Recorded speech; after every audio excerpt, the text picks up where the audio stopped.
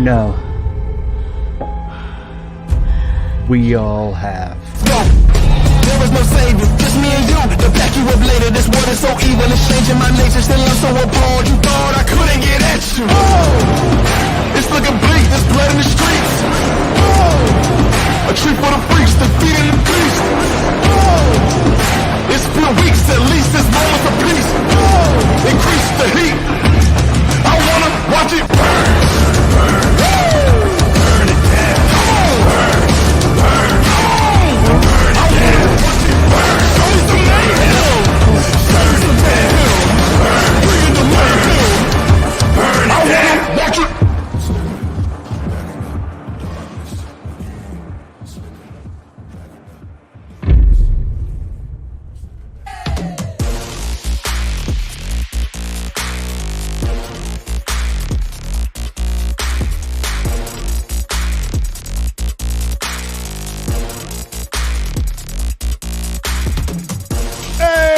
Hey, what's up, everybody? Yeah, it's your boy Tvshka and Josh. We in the building, and I fucking hate football, dude. I mean, am I the only one? No, I still like it, but it's a rocky relationship right now. Yeah, It's sorry a about that. rocky- Didn't know the loop was on. It's all right. We loop. Hey, everything's a little off, Oh, my God. for when it comes to football, anyway. Yeah, well, Everything that's supposed to be up is down. Everything that's down is up 2 weeks in a row. I don't know what to do here, but we're gonna talk about it. dogs and We'll figure it out. cats, our pets' Living heads are together. falling off. Yeah. And Harry didn't take care of it. You know who did? Fucking Josh Allen, bro. Yeah. I mean, the guy's in the top 10 fantasy on the week, and and that was at halftime. Yeah, I only needed a half. I to read do the it. stats, dude. Anyways, but yeah, no, this week was absolutely crazy. It was exciting. It was very stressful. And if you had any tight ends, which you probably did on your team, you absolutely hate them. So, you know, don't slit your wrist, Kane. There is hope on the way. At least we hope so. But yeah, Josh, I mean, how was your weekend? What was maybe one or two things that really stood out to you this weekend? The thing that stood out was all the players that were third string wide receivers went off, and and then your main guys were non-existent. Now, Malik Neighbors is going on his Jamar Chase rookie year kick right now. Obviously, it's only three games in. What's going on, Darren? Hey, Darren. It's only 3 weeks in, but right now he is doing work. And it looks, people are like, well, Danny Dimes, at least he can throw it in Malik Neighbors' vicinity, and the dude just gets it. So we kind of thought that going into the season about Neighbors, and so far so good for the rookie. What he's doing is pretty ridiculous. Yeah, he showed out in week 3, as did some other people. But, man, I mean, yeah, the Daniel Jones fiasco. I mean, he did the thing. You know, he just peaked into the top 10 for the quarterbacks on the week. But I mean, just hold fast. Hold fast, strong people. It's only week 3. Yeah. It may be miserable. You may be 2-1, hoping you were going to go undefeated. You may be 1-2 and just got your win this week, just like 6 professional sports teams did. 6 teams this week got their very first win on the year. And everybody was scrambling to not be the 0-3. There is another team that has a star on it that is unfortunately 0-3. So does that mean you guys are not going to make the playoffs? We're not 0-3. We beat the Browns week 1. The Cowboys, you actually did win one? Yeah, we won 1-1. Oh, well, there you go. Look at you beating the Browns. We beat the Browns, and after that, we just let everybody run on us. Yeah. Well, the Ravens were 0-2. Yeah, so they needed the win more than you guys. I don't get it, but that's not what this show's about. But I don't get the Ravens in the fourth quarter. It's like they forget how to play football. It's the weirdest freaking thing ever. I mean, maybe it's a stamina thing. Maybe they needed to, run a little more drills or something. I don't know what it is. I think they just get up too much and then just play this weird prevent defense that just and then they're like, all right, Lamar, now go out there, and they just pat the box, and Lamar throws one errant pass, and people think that he's terrible at quarterback, and he's like the #1 quarterback. He's like up there in the top 10. Like he's gained the most yards out of any quarterback within 3 weeks. Yeah, he's almost at 1,000 total yards. Yeah. So. Oh yeah. Well, a lot of it's through the legs. Well, yeah. Which like I told you, week 1, he's a clutch running back. He's not a clutch QB. I stand by that. I'm still saying he's a good quarterback, but I think it's just if you have to rely on his arm to save the day, I just don't think he's going to do it. But if it's his legs, dude, he's going to get it. Motherfucker's his skill set, it's still he's still a really good quarterback. It doesn't mean that you have to be there and just throw the ball 50 times. Guess what? The guy, he only threw the ball 15 times. The guy across from him threw it 51 times. Guess who won the game? Yeah. Yeah, exactly. Yeah, and throwing it 51 times, he did. Only completing 28 of them for 379 yards. That was Dak Prescott. But we'll go ahead. We'll just jump. It's like that stat is ingrained in my head for some reason. Yeah, right. 51. But you know who did not throw 51 pass attempts is Jennings, man. Jawan Jennings, wide receiver for the San Francisco 49ers.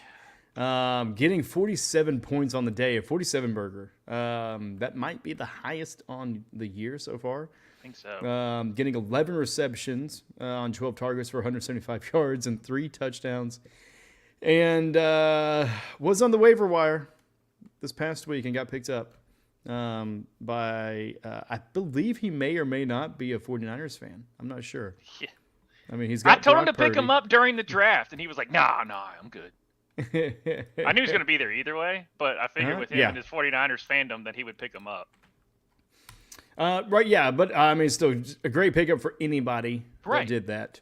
Whether you drafted or if it was in the waiver wire. Didn't pay off the first 2 weeks, but it paid off this week for you. But just don't expect it that hardly ever again with Jennings. I mean, yeah, you got Debo out. You have some injuries with McCaffrey. Now you got a little bit of Kittle getting banged up. You know, Purdy was on the list, but Ayuk is still not. It's weird when you sit out all of training camp and you don't look, you lose a half speed or something like that. You don't run as crisp routes or anything like that. It's weird how that happens. Huh. It's almost like there's a reason Yeah. why you do those things. Mm-hmm. But, and that's another theory I have about why everything's kind of weird right now is because of how the practice rules are and stuff like that. It's just, you see a lot. I don't know. Just everything just seems a little just bad product compared to what we've had in years past. And we may pick up a little of this later on, but a lot of the people that got paid aren't producing. Mm-hmm.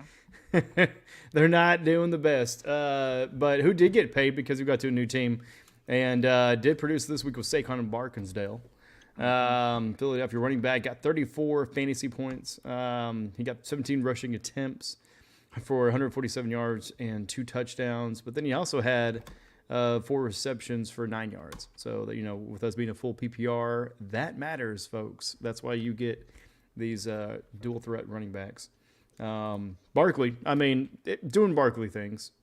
I mean, 34. I mean, I feel like that's really not out of the ordinary for him. Even though that game for the Eagles did kind of feel a little bit out of the ordinary. Them getting diced up defensively. But anything on Barkley or just the Eagles? It's like, could you imagine him with the Malik Neighbors on the team? Dude. It's so crazy. But no, let's just trade the franchise away and let him go to Philadelphia and run in perfect running form. I think he dusts everyone for freaking 140. Well, it's just Saquon. As long as you don't throw the ball like 5 yards to him, he's really good. But if you throw the ball within 5 yards, he's not going to catch it. He's got like 16 drops in his career. It's kind of crazy. But Saquon is. It just seemed like I was like the team he went to, and he was finally. It felt like he was fully healthy going into this season. So this doesn't surprise me. It wouldn't surprise me if Barkley ends up being 1-1 in running back wise on the year. So I was kind of always like, I didn't get him in any of my drafts, but it wasn't like I didn't think he was. This doesn't surprise me that Saquon, because he showed it his rookie season. He's just always been injury prone or on the Giants.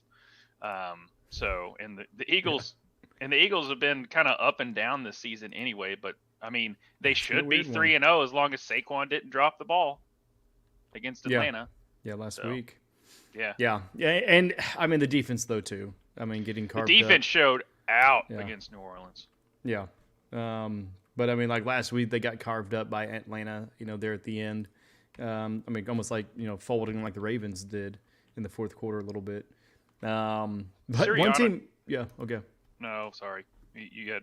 I'm just saying Sirianni's going because that has nothing to do with fantasy, but Sirianni's going to screw them more times than not for his play calling. I'm like, I don't get it. It doesn't make sense. And then you do this, and then they go down, they kick a field goal when they could have just kicked the field goal beforehand, and then maybe gone for it. And I don't know. Some of his play calling is just highly questionable.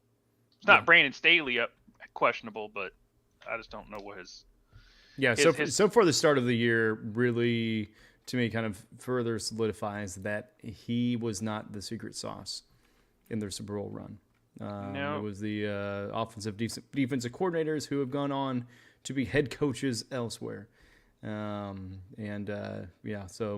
he may not be the person we thought he was. One person who maybe some people didn't think he was, anybody at all, was Kyron Williams, getting 32 points for you on 24 rushing attempts for 89 yards. That's nothing at all. But he did get 2 rushing touchdowns and, 2 receptions for 27 yards and 1 more touchdown. So 3 touchdowns on the day. As the Rams rout the 49ers 27-24. Another one of those, injury-ridden teams beating up on another injury-ridden team. I feel like at this point it's like being the smartest kid with Down syndrome in that regard. It's just like, if it was anybody else, who knows how the Rams would do. But against the 49ers being banged up, they actually held their own and ended up with a W. But your boy Kyron Williams, man. Feeling pretty good about that late draft pick. I'm sitting here almost in a puddle watching my Cowboys that was the weirdest game for me as a fan because if anyone doesn't know, I'm a big Lamar truther.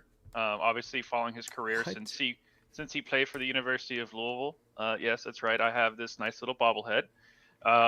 You see it all once in a while if you kept up with our show. But that was the weirdest I've ever felt watching a game because I'm just like, I want Lamar to play well, but then I'm just like, don't hurt him.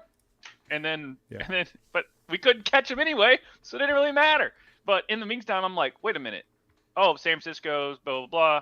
And the next thing you know, here comes, and it was just a chess match back and forth. And so I know it's a bad product every once in a while, but that San Francisco Rams game was one of the best. If you go back and watch it, it's a classic of just back and forth, making plays. Sean McVay in his bag. Brock Purdy out there just trying to make something happen with Shanahan's system without, like you said, like all those weapons. And it still was an entertaining ball game because you're just dealing with 2 of the best minds in football going today. They're the kind of the future coaches, or they are. They are the future. The future's now. The future's here. Yeah, the future's here. And just so you know, all you Commander Redskins football team fans out there, at one point you had Shanahan, McVay, and LaFleur on your team, and those 3 coaches are putting on clinics right now. And don't forget about McDaniel down there in Miami. He's not doing the best, but also, a little bit of injury riddles there. But I'm just talking about that Shanahan coaching staff because McDaniel was like on the staff, but he wasn't like in a key role like the other ones were when they hired Nagel, I believe. Yeah, but great coaching tree. And whenever you got, like a game of strategy, which ultimately football is, but sometimes it is, a little bit more about the speed and basically just how you can outpace or outrun someone at times. But whenever you get into the trenches like that, you really get to see the minds at work, moving those big ass chess pieces around. I know I got to watch it this weekend with Oklahoma and Tennessee. It was a very hard fought game, very defensive, but you get to see a lot of the maneuvering and just the pivoting, and where every inch really matters there. Where if it's another one where it's just battle of offenses, no defense, it's just, all right, who can score quickest and whose defense doesn't get tired. I mean, that's pretty much what that strategy is. Who has the ball last in those type of games. I like that. That's why I said I really like the Niners-Rams game. Same thing with like week 1 with the Lions. Was it Lions-Rams? No. I forget. The Lions week 1. I think it was Lions-Rams week 1. Yeah, it was Lions-Rams. Thank you. So, yeah, the Rams just McVay, that's the thing is you're never – they're going to come out. They're going to be well coached, and McVay's not going to go down without a fight. As long as Matthew Stafford is the quarterback and McVay's calling the plays, they have a shot. Because it's not like Kyron Williams is some world beater. As a running back, he's still really damn good. You don't do what he's doing without being a very good running back. But it also has something to do with your coach and putting you in the right position to play. I mean, he could be the next modern day Austin Eckler, but I don't know. Yeah, well, he's not Austin Eckler, but he's a friend overseas and a Bengals fan, unfortunately, this year. Bengals about to go into Carolina next week, 0-3, playing against Dalton, 0-4 probably. Man, you never know. You never know, bud. With how weird it's been, I mean, they may be the underdog going into Carolina, which I would have never put money on the Bengals being an underdog in a match against Carolina, but that may be what happens. Chris the GIF. Thanks for showing yourself, coward. You left us last night or Saturday night, but at least I was undefeated for 2 weeks. Same here, man. Same here. Absolutely got annihilated by that guy and his team. Which actually we got to get to some more of the top 10, which is who you have. Next one is Derrick Henry. I don't have him. Neither of us have him, but Smoke Dollar does. But he got 30 points there fantasy-wise, and 24 rush attempts for 151 yards, 2 touchdowns, and then also had one completion or pass completion for 23 yards. So really not like a high statistics, but I mean just very consistent. 30 yards in a week that was very WEAK week. Points wise, Henry comes in there as the Ravens top the Dallas Cowboys, 28-25, very handedly until the fourth quarter. But hey, I guess they gotta make things a little bit exciting for you guys, so you don't turn the TV off at halftime. And in that same game, you got Dak Prescott getting 30 points as well. He had 2 rush attempts for a touchdown. But he also had 51 pass attempts, man, for 379 yards and 2 touchdowns. Absolutely crazy stat that you think that would be a winning stat, but unfortunately it wasn't. But for these two in this game, you probably watched a lot more of it than I did. What did you see? And, I mean, should we expect both of these players in the top 10 next week? Dak Prescott's always probably going to be there, especially if the defense keeps giving up that just behind the 8 ball the whole time. Dallas can't run the ball. I figured that coming into the season. Daddle's not it. Zeke is unfortunately just not the same Zeke as old. And Deuce Vaughn, there's no running back there that you can hey, here's a crazy thing. You know that guy that backs up Breece Hall named Braylon Allen? He was in the draft, Jerry. Yeah. I mean, when's the last time we're like, oh, he's just a running back from Wisconsin that wasn't really good in the pros? You think about it, Jonathan Taylor. There's most of the time, and then crap, I can't think the other guy's name. Played for the Chargers forever, but Eckler or no, Dan Tomlinson. No, someone in the chat, if you remember, he played for the Chargers and ended up with the Broncos towards the end of his career. But he was pretty solid too. But he was out of Wisconsin. He was Mr. Everything from Wisconsin. No, that's gonna bug me. But no, he's going to have to keep throwing the ball like this if Dallas is going to stay in the game. The funny thing, the crazy part is Melvin Gordon. Thank you, Fallon. That's what I was thinking of, Melvin Gordon. they're going to keep throwing like this, and which is if you have to, and that's the reason I was circling Dak Prescott. It wasn't just because I think Dallas is a good offense, which they are, but their defense is just it's bad, and they can't stop anybody running. They cannot stop anybody running. That's why I'm like, obviously the Ravens are known for running, just with Lamar there, and plus any running back they have and how they run their system. But I just don't know if if you're going to get 30 points from Derrick Henry more than you will get 30 points from Dak Prescott, to answer your question. Yeah. Yeah, Henry, I mean, we'll probably be up and down. I mean, it's probably going to be a little bit of game scripts or just matchups. But, I mean, Prescott, with 51 attempts, he better be getting something at least. He was averaging like 40 attempts last year towards that last half of the season. So they were throwing it all over. Yeah. But yeah, we'll pause there and get to some chat. Stafford, solid QB, definitely, but was not in the top 10 here. But Andy Dalton, who knows, man? We're gonna get to him here in a little bit when we get to quarterbacks. Absolutely insane what they did there in Carolina. If you picked up the Raiders' defense so you could try and scam the fucking Carolina Panthers, they got you. Here we go. Here's a good question, though, from Valen Fleming. I got sent Waddle for Mooney. What you think? Full PPR. My other wide receiver, St. Brown. Harrison Jr., Evans, Deontay. I don't know that one. Deontay J. Then Deontay Johnson. He's Johnson, a former Steeler now with Carolina. Who now he has a quarterback to throw to him. He played pretty daggone well. Maybe we just hit on that a little bit. With Dalton and Carolina, it definitely moves the needle up, but doesn't move it up enough to where you're looking at wide receiver 2 spot, where they still flex positions and depending upon the matchups. Well, the good news is, since Carolina, if little nugget for everyone who pretty much knows this, but if you don't, if you suck, you're going into this next season, you have a pretty easier schedule according to the teams you play. And as you know, it's the NFL. No game's really easy because any given Sunday, just look at what happened with the Bucs this week, who just got ran off their field. So any given Sunday can happen.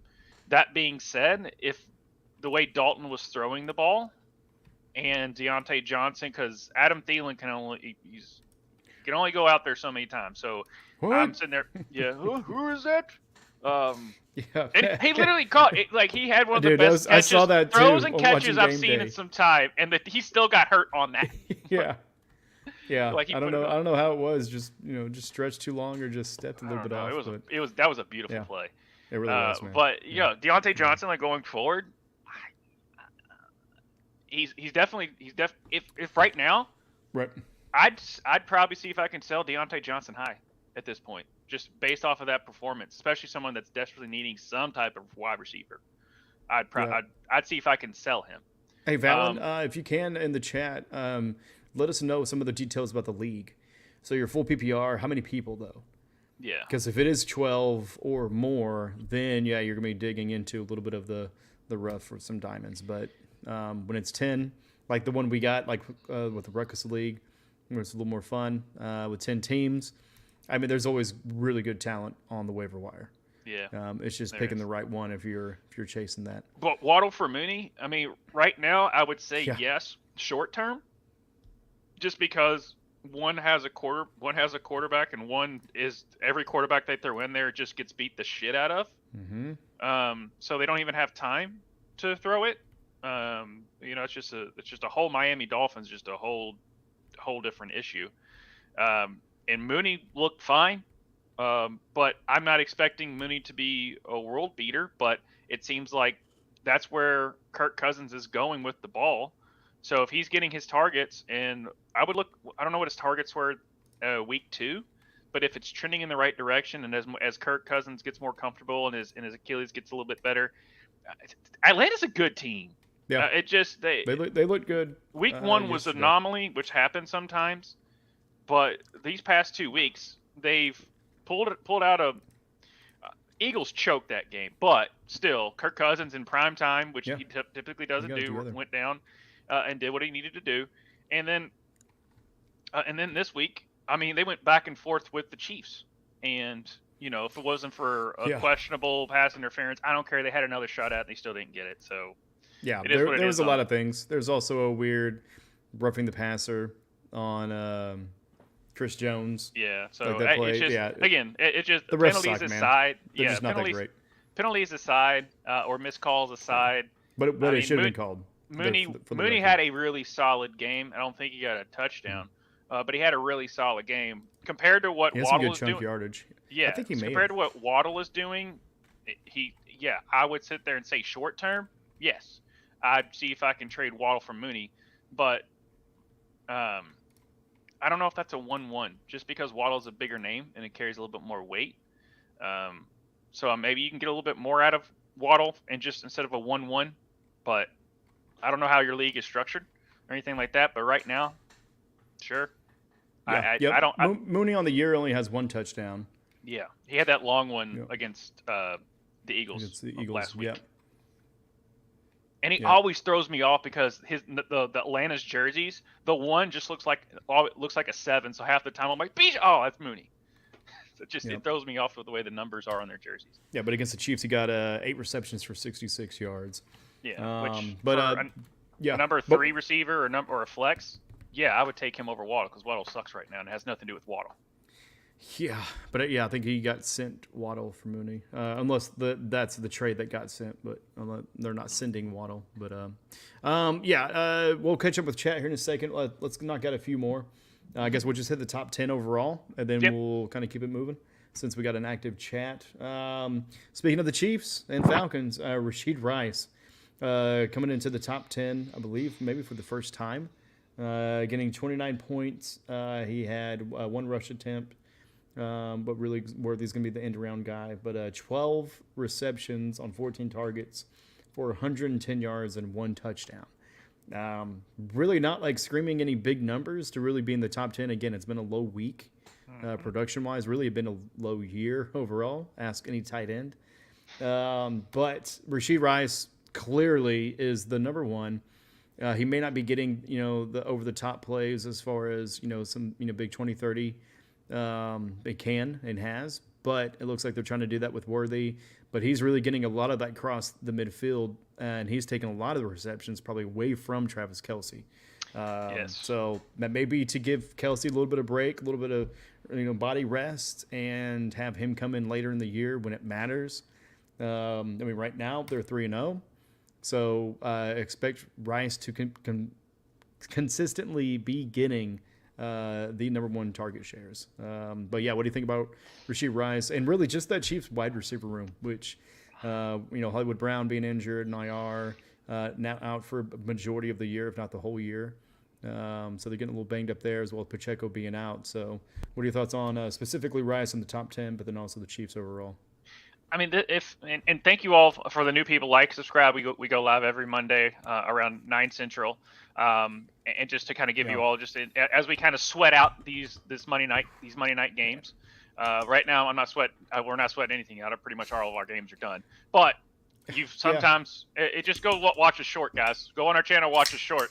Somebody one of these 2 people got burned on one of our shows. So, but anyway, back to your question at hand.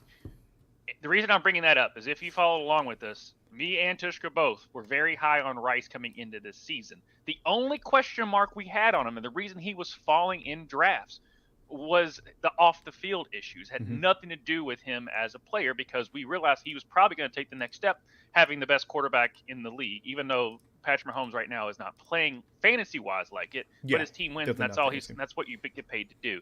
Also, too, I was expecting Travis Kelce to have a decline. Not like this with the amount of snaps he's on the field, but more of just him being older and them trying to preserve him for that late push to make another Super Bowl. But I think now the Chiefs are just weird just because they're not the high-octane Chiefs that we were expecting. And so, at least these past 2 weeks, they've just done what they needed to do to win.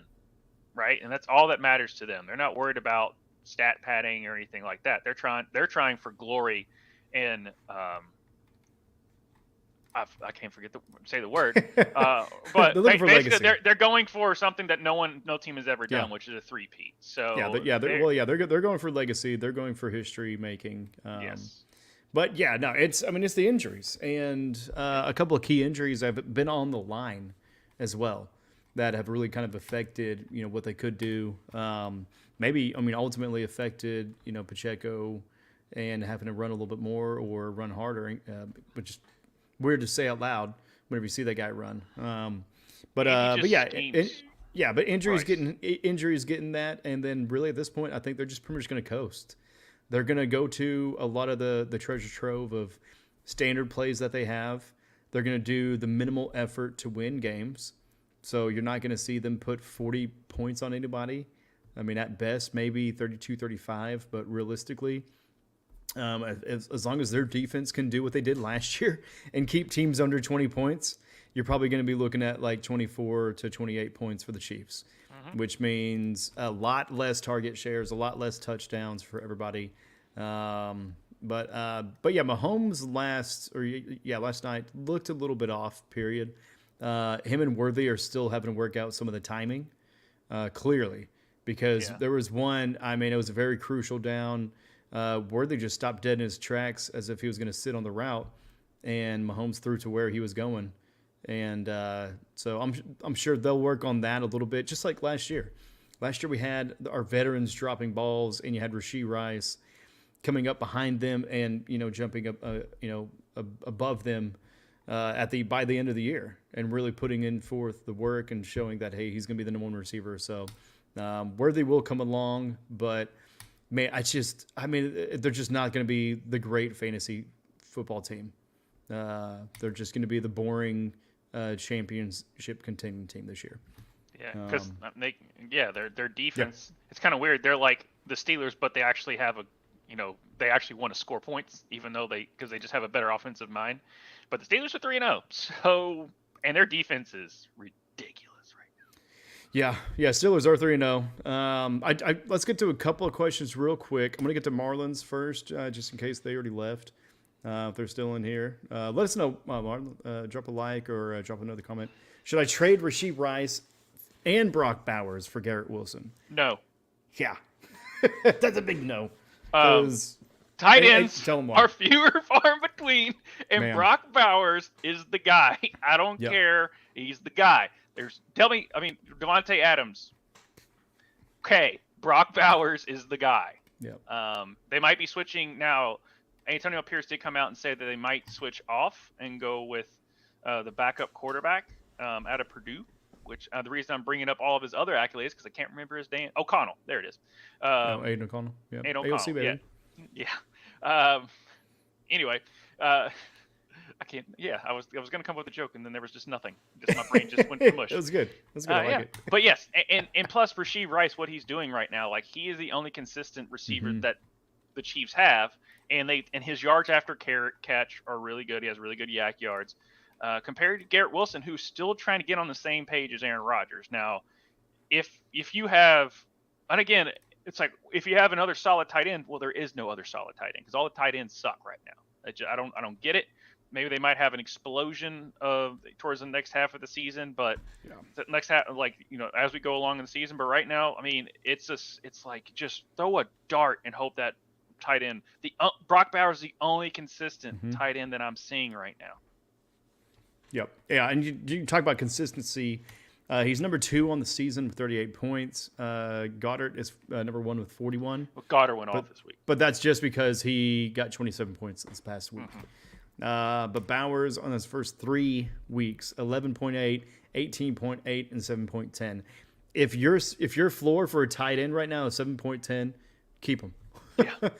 Because you're not going to get anything better at that position. And not by like you said, basis. It's very few and far between. Isaiah Likely, had 26.10 points that first week. Since then, 4.6 and then 1.4. So he hasn't really done much after that.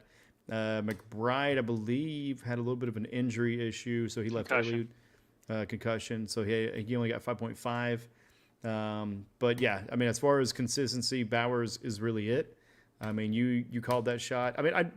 I agreed with you, and he was going to be good, but Didn't know he was going to be the only good. Yeah, that was a shocker because I was just like, he is, and I know I've already reached my Brock Bowers quota. Thank you, Marlon, for the episode. Because going into it, I was just, the dude was the number one receiver on Georgia for 2 years straight. Not just a tight end, not just number one tight end, on the number one receiver. That was their number one target for the past 3 seasons. He was their guy, and so it was just a matter of time before Brock Bowers got into an NFL uniform, and I was so excited to see where he went, and he went to the effing Raiders. And so if anyone's watched the show, I went on a big thing of like, I would want Brock Bowers if he went anywhere else but the damn Raiders. And guess what? Talent takes incompetence. Okay, it wins out. It does. But yeah, Darren, oh dear Bengals, oh dear, time for bed, methinks. Yeah, man, I know it's late for you there, brother.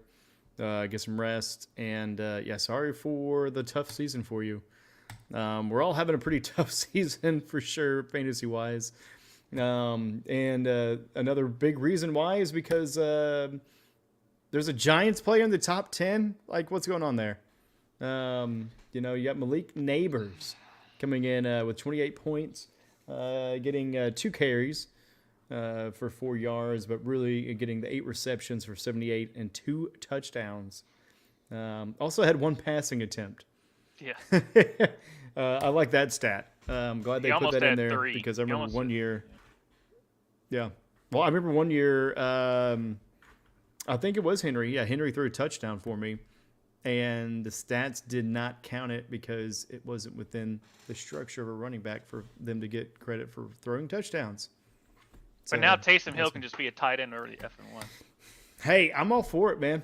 At this point, he's Don't hurt. put him in boxes, man. Don't put him in boxes. Let him be free. But Malik Neighbors did get free. Daniel Jones did crack the top 10 for quarterbacks. But I mean, for the Giant fans, or really just, Malik Neighbor owners like yourself, I mean, you're holding on to him. What does it look like? Is he a flex position for you based upon matchup, or are you putting him at wide receiver number 2 and locking him in there for the year? Now I am. I mean, literally, here's the just to give you guys 10-team league. Here's when my wide receiver core, and I still might put some people on the trade block. So if anybody in our league, these are my receivers. You tell me what you want, and you know which ones I'm not going to give away. But put it this way, I scored 135 points with Anthony Richardson as my starting quarterback. Okay, not to tip my own hat or anything, but so actually just picked the wrong week to play me. But my starting wide receivers were Devontae Adams, Rashee Rice, Garrett Wilson, and Chris Godwin. Yeah. Right? Fine. Malik Neighbors on my bench. Here's my thought process going in. I had Godwin on the bench. I'm not going to keep him on the bench again, so I'm going to put him in as my flex. And then Garrett Wilson, they're going against New England. So I was like, all right, at home, put Garrett Wilson in. Okay. Just 14.3. And he was very solid. Points. And then Rashee Rice, I'm not going to not put him in. And then Devontae Adams, he's going up against Carolina. Malik Neighbors going up at Cleveland, and they're supposed to have a better defense, at least better than Carolina. No. Malik Neighbors goes off for 28. So it doesn't matter who they play. 2 weeks in a row, Malik Neighbors is their offense. Now, granted, I'll probably put him in. Devontae Adams goes off. That's why I'm going back and forth. And then, and I had Michael Pittman in the first 2 weeks. Turns out Anthony Richardson's just not a good quarterback. Yeah. So, yeah. And Marlon, I don't know if you didn't hear us earlier. No. No. Do not make that trade for Garrett Wilson. He is not worth it compared to what you have. What you have is worth so much more. If you were to trade Garrett Wilson for one of those two, then I would say yes. I would rather get Rashee Rice than have Garrett Wilson. I'd rather get Brock Bowers than Garrett Wilson just because of that tight end position and how shallow that is. But yeah, let's jump to Chris the Gift Taylor's question. Can I trust Aaron Jones the rest of the year? Can you trust Sam Darnold for the rest of the year? If you figure that question out. Yeah. Aaron Jones, it's never been an Aaron Jones problem. It's been a scheme problem, or he just can't stay healthy. So I mean, I guess that's an Aaron Jones problem. But as far as when he's healthy on the field, I trust him all the time. But when he was with the Packers, they would split carries with A.J. Dillon, and he'd always get dinged up. And that's your issue is when is Aaron Jones going to go down? But I would trust him as long as he's suiting up and he's on the field. I'm trusting Aaron Jones with those things. Trying to find Aaron Jones. There he is. He's number 7 on the year right now. Yeah. Or no, actually 6. So looking at it, I mean, 18.9, 9.8, then 25.8. I mean, you've got 2 great weeks out of 3. The consistency part is what's going to be aggravating. But, I mean, he may be one of those guys you sit it and forget it, or you just base it upon the matchup and maybe what your gut says. If you're like me, maybe you shouldn't have went with your gut and put in both Olave and Shaheed. Maybe you should have just took one of them out and or maybe just threw them away. But shout out to the Monday Pundays from Fantasy Footballers. But dude, where's my Derek Carr? My Derek Carr was good. Yeah. Yeah. I mean, oh gosh. That is what it is this year, guys. It is what it is. And that makes so much sense. You fade out quick. Yeah, that makes so much sense because you knew it was only a matter of time before Derek Carr had a clunker. Yep. So that brought him back down to earth. Who really wasn't down on earth was Chuba Hubbard.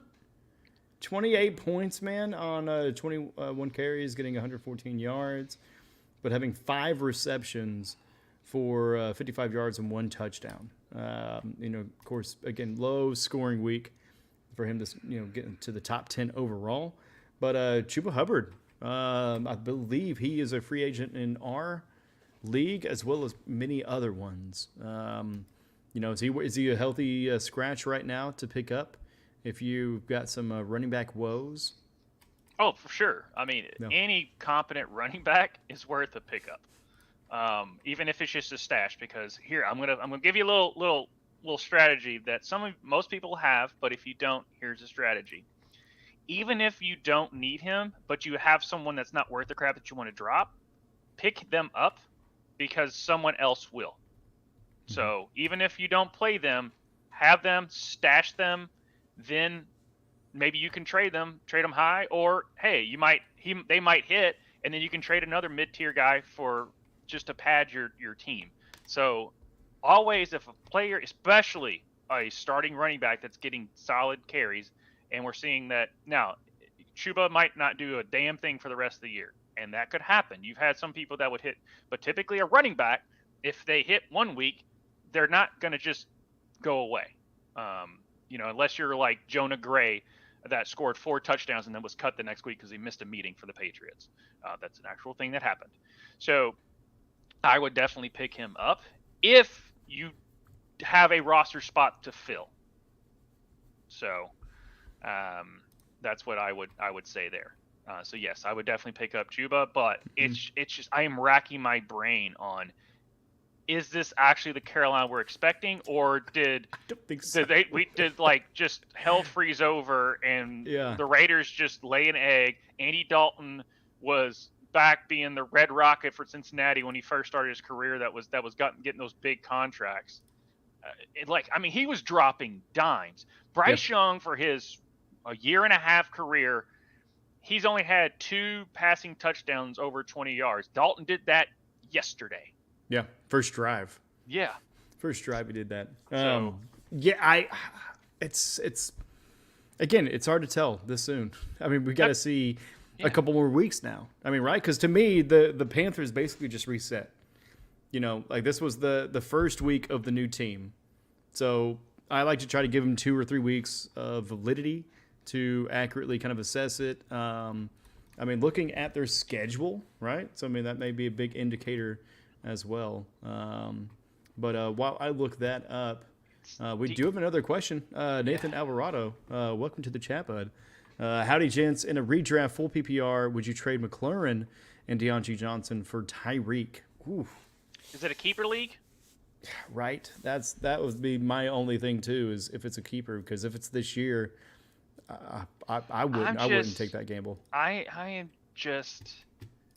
It's not Tyreek. that Yeah. team just It's the line. It's the line and the quarterback system. yeah, it's the line and the quarterback. Because Yeah, so it's not a keeper. Yeah. okay, not a keeper. That because it's tough because I think you can do if you're going to do it, you can do it now. But I just don't know if you're going to get your return on investment based off what we've seen the first 3 weeks and what the Dolphins have done. I mean, if you want to put just a bad omen on the Dolphins so far, I mean, freaking Tyreek getting arrested like right outside, Yeah. and they just have not been good for. Other than that one game, he went off that game, so maybe he needs to get arrested more often. Yeah, I guess. Yeah. But I mean, Tua's No, Gene, don't do it, guys. don't. Okay. I wouldn't do it. Just with Deontay. I mean, Deontay Johnson didn't score a touchdown for like a year, almost 2 years, because just how the Steelers defense is, and they finally get a competent quarterback and in a system that seems like it's going to work. Now, I think the other teams are going to actually not take Carolina for granted, so we shall see. But I can't believe I'm saying it for those two players. Dude, McLaurin right. just caught a touchdown tonight, but I think the Bengals defense is just hopeless. But Jade Daniels is stepping up, and McLaurin is just he is one of the best talented receivers that's just been on crap quarterbacks after crap quarterbacks. It's kind of the same thing with Deontay Johnson. Like, this is the first, I think Andy Dalton might be the best quarterback Deontay Johnson has played with, because Roethlisberger at the end of his tenure, but their offense still sucked. Then they went to Pickett, offense still sucked. So he really didn't have anybody to like really throw him the ball, and Andy Dalton might be the best one he's had since Roethlisberger, when Roethlisberger was a shell of who he was, just because of he lost age. it. It's age, father time got him by the time Deontay He also had a Johnson became pretty the guy. wicked dad bod too going. Yeah. That kind of helped. But no, great question, Nathan. It's so tough. I mean, because again, we're week 3. I mean, who knows what trade acquisitions they make? Maybe they target a backup right now. I mean, holy shit, dude. Where's the golden boy himself? I think he's with the Tennessee Titans, which the Dolphins play next. But Flacco, I mean, coming in, yeah, is it with tight ends? Flacco, I think he's the Colts backup. It's Colts. He's on the Okay. Colts. Now I'm sorry, I gotta call a spade. GIF about your Dolphins. It's not good. It's not looking good. I mean, Devon Achane, he's trying his ass off. I mean, Tyreek finally had like a catch, but I mean, every time the ball was snapped, someone was just beating the tar out of the quarterback. And so he got racked one time, nailed, and I mean, he was just down. He finally comes in, they barely even hit him, and he was like, my body just couldn't take it. Skylar Thompson. Yeah. It's just so jumping back to the Panthers. They host the Bengals next week. After that, they travel to Chicago. Then they're back home for the Falcons, and then they play the Commanders. I mean, again, it's just like, who are the Broncos? I mean, I feel like there's so much unknowns right now. Yeah, we're so much in the muck and the gray that these teams are having flashes of who they were, but not being consistent if they were on that top tier, and then others like the Broncos are having flashes of who they could be. So what you're gonna get week to week, who knows? But I mean, man, McLaurin and Deontay Johnson, that's a tough one. But yeah. So okay, Marlon. I mean, we said stick with Rashid. Stick with Rashid Rice. Yeah. And if you have Brock Bowers, just don't even. If someone says somebody, hey, what about the guy named Brooke? And you're like, no, just say no, because as of right now, he's going to be the only consistent tight end in this league, in the world. So I would. And having Chase and Ayuk's kind of maybe a little rough right now, but it is for the whole league itself. Yeah. Here's why, Marlon, if you're still listening, is because yes, eventually Aaron Rodgers and Garrett Wilson, they said it after their New England game. Once we really get on the same page, it's going to be dangerous. I understand that. You know who's already on the same page? Patrick Mahomes, Rashid Rice. Yep. You know who's the only consistent tight end in this league right now? Brock Bowers. That's why. So Yep. I know you might kick yourself after a couple of games and how the cookie crumbles sometimes, but overall, those two players have already established consistency where we're still waiting and hoping and crossing our fingers of when Aaron Rodgers and Garrett Wilson will really become that elite duo. Yeah. Just hold fast. That's Yes. kind of the theme of the whole night is just hold fast. I mean, there are moves that do need to be made and considered, especially when you're talking about injury. I lost Hollywood Brown to IR. He's still on the IR. He's not really taking up any space, so I'm just gonna leave him there. But yeah, no. I mean, if you got a major injury, yes, you do have to pivot. If it's just a bad week, right? The last 2 weeks are just weird, guys. Don't take that as a litmus test of what your player is going to be. Give it another couple of weeks. It's a very odd time right now in the fantasy world with scoring just being down in the NFL overall. Period. Malik Neighbors is the number 1 wide receiver. Yeah. Yeah. That's just, Jennings was. Jennings. No, I'm saying like overall, I think Malik Neighbors is 1 or 2 on the season. At least in most of the leagues that I'm in, it might be different. But like on the season, I think he's the number 1 receiver right now after 3 weeks, which obviously can change because this time last year, Kirk Cousins was the number 1 quarterback. So it's just, who was number 9 overall? Because we're actually still in the top 10. Was it Amari Cooper? Yes. No, we're good. We're good. Chat's been lively. Appreciate you. Chat. Yeah, thank you. Definitely. Just bring those questions in. We'll get to you all. Nino, I see your question. Let us finish this up. Wrap this up real quick. Stick in there as we go through this, and then we'll get to your question. But yeah, Amari Cooper coming in with 28 points, 7 receptions for 86 yards and 2 touchdowns. Cleveland is another kind of iffy one. Deshaun Watson looked like a shell of himself. Really the first 2 weeks, but definitely the first one. But anyways, he comes in at number 9, and then Goddard. Take the E out and just spell it G-O-D, because he's tied in number 1 on the year right now. Coming in with 27 points this week. Yeah. They're against the New Orleans Saints, getting 10 receptions for 170 yards, no touchdowns. No effing touchdowns, man. That's the crazy part, is scoring that much as a tight end without a touchdown, because typically it's 10 to 15 kind of average. Good ones maybe 15, 20, but 27 without a touchdown. Either of those two, are those just kind of a little bit of a spike in their their heartbeat through the season, or does it look like maybe that's going to be a little more consistent or close to the truth for them? Cooper's a solid receiver. I've always been indifferent on Cooper with Cleveland, just because it's like when you see him in the top 10, it's like, yeah, it doesn't surprise me. And then he lays an egg. It's like, yeah, it doesn't surprise me. Because it all depends on matchup. Like, they went against the Giants. Like, they were eventually going to put up points. And it was kind of more of garbage time that Cooper really started put up, pad his stats and stuff like that, and made it a game at the end. It was kind of back and forth just because the Giants are that bad. But the thing is it's on Deshaun. Deshaun's playing like crap, but that it's offensive line troubles, and this is kind of a theme right now that I'm seeing across NFL. It's just offensive lines are just not very good right now. A lot of injuries, though. A lot of injuries. A lot of injuries. The Falcons had 2 line injuries just last night. Yeah, the Bengals had an injury tonight. But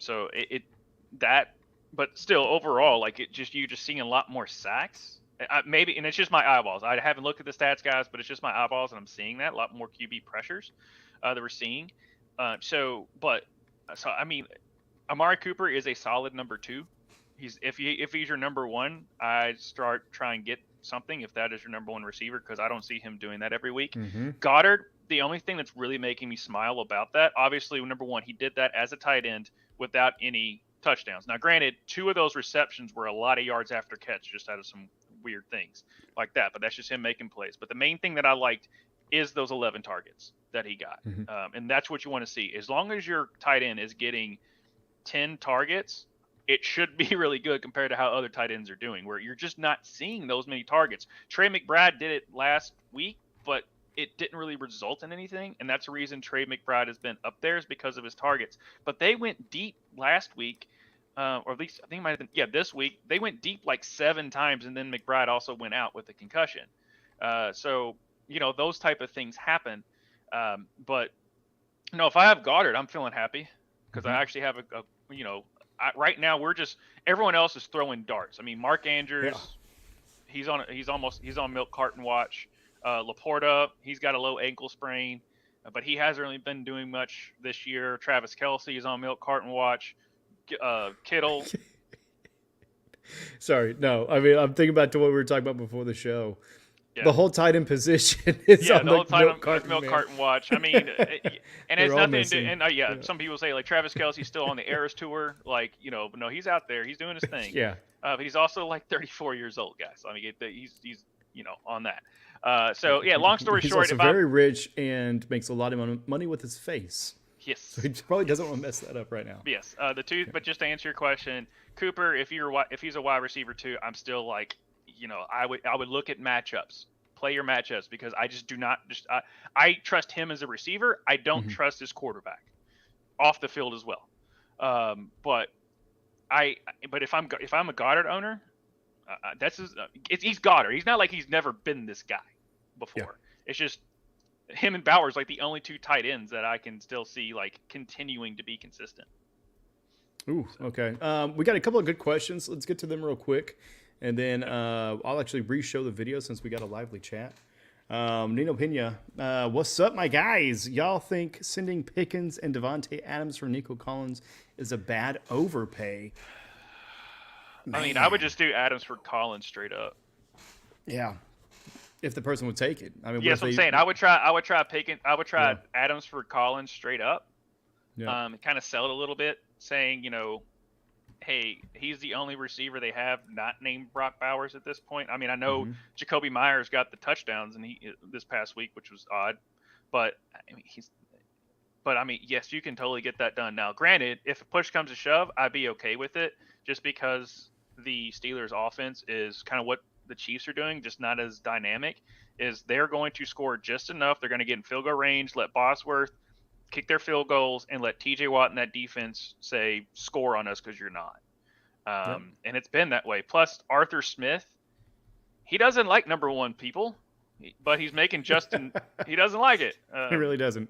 He doesn't. He doesn't like talented individuals. He doesn't like talented individuals. If you're the four-string ball boy – maybe it's a mustache thing. Maybe it's because they don't have mustaches.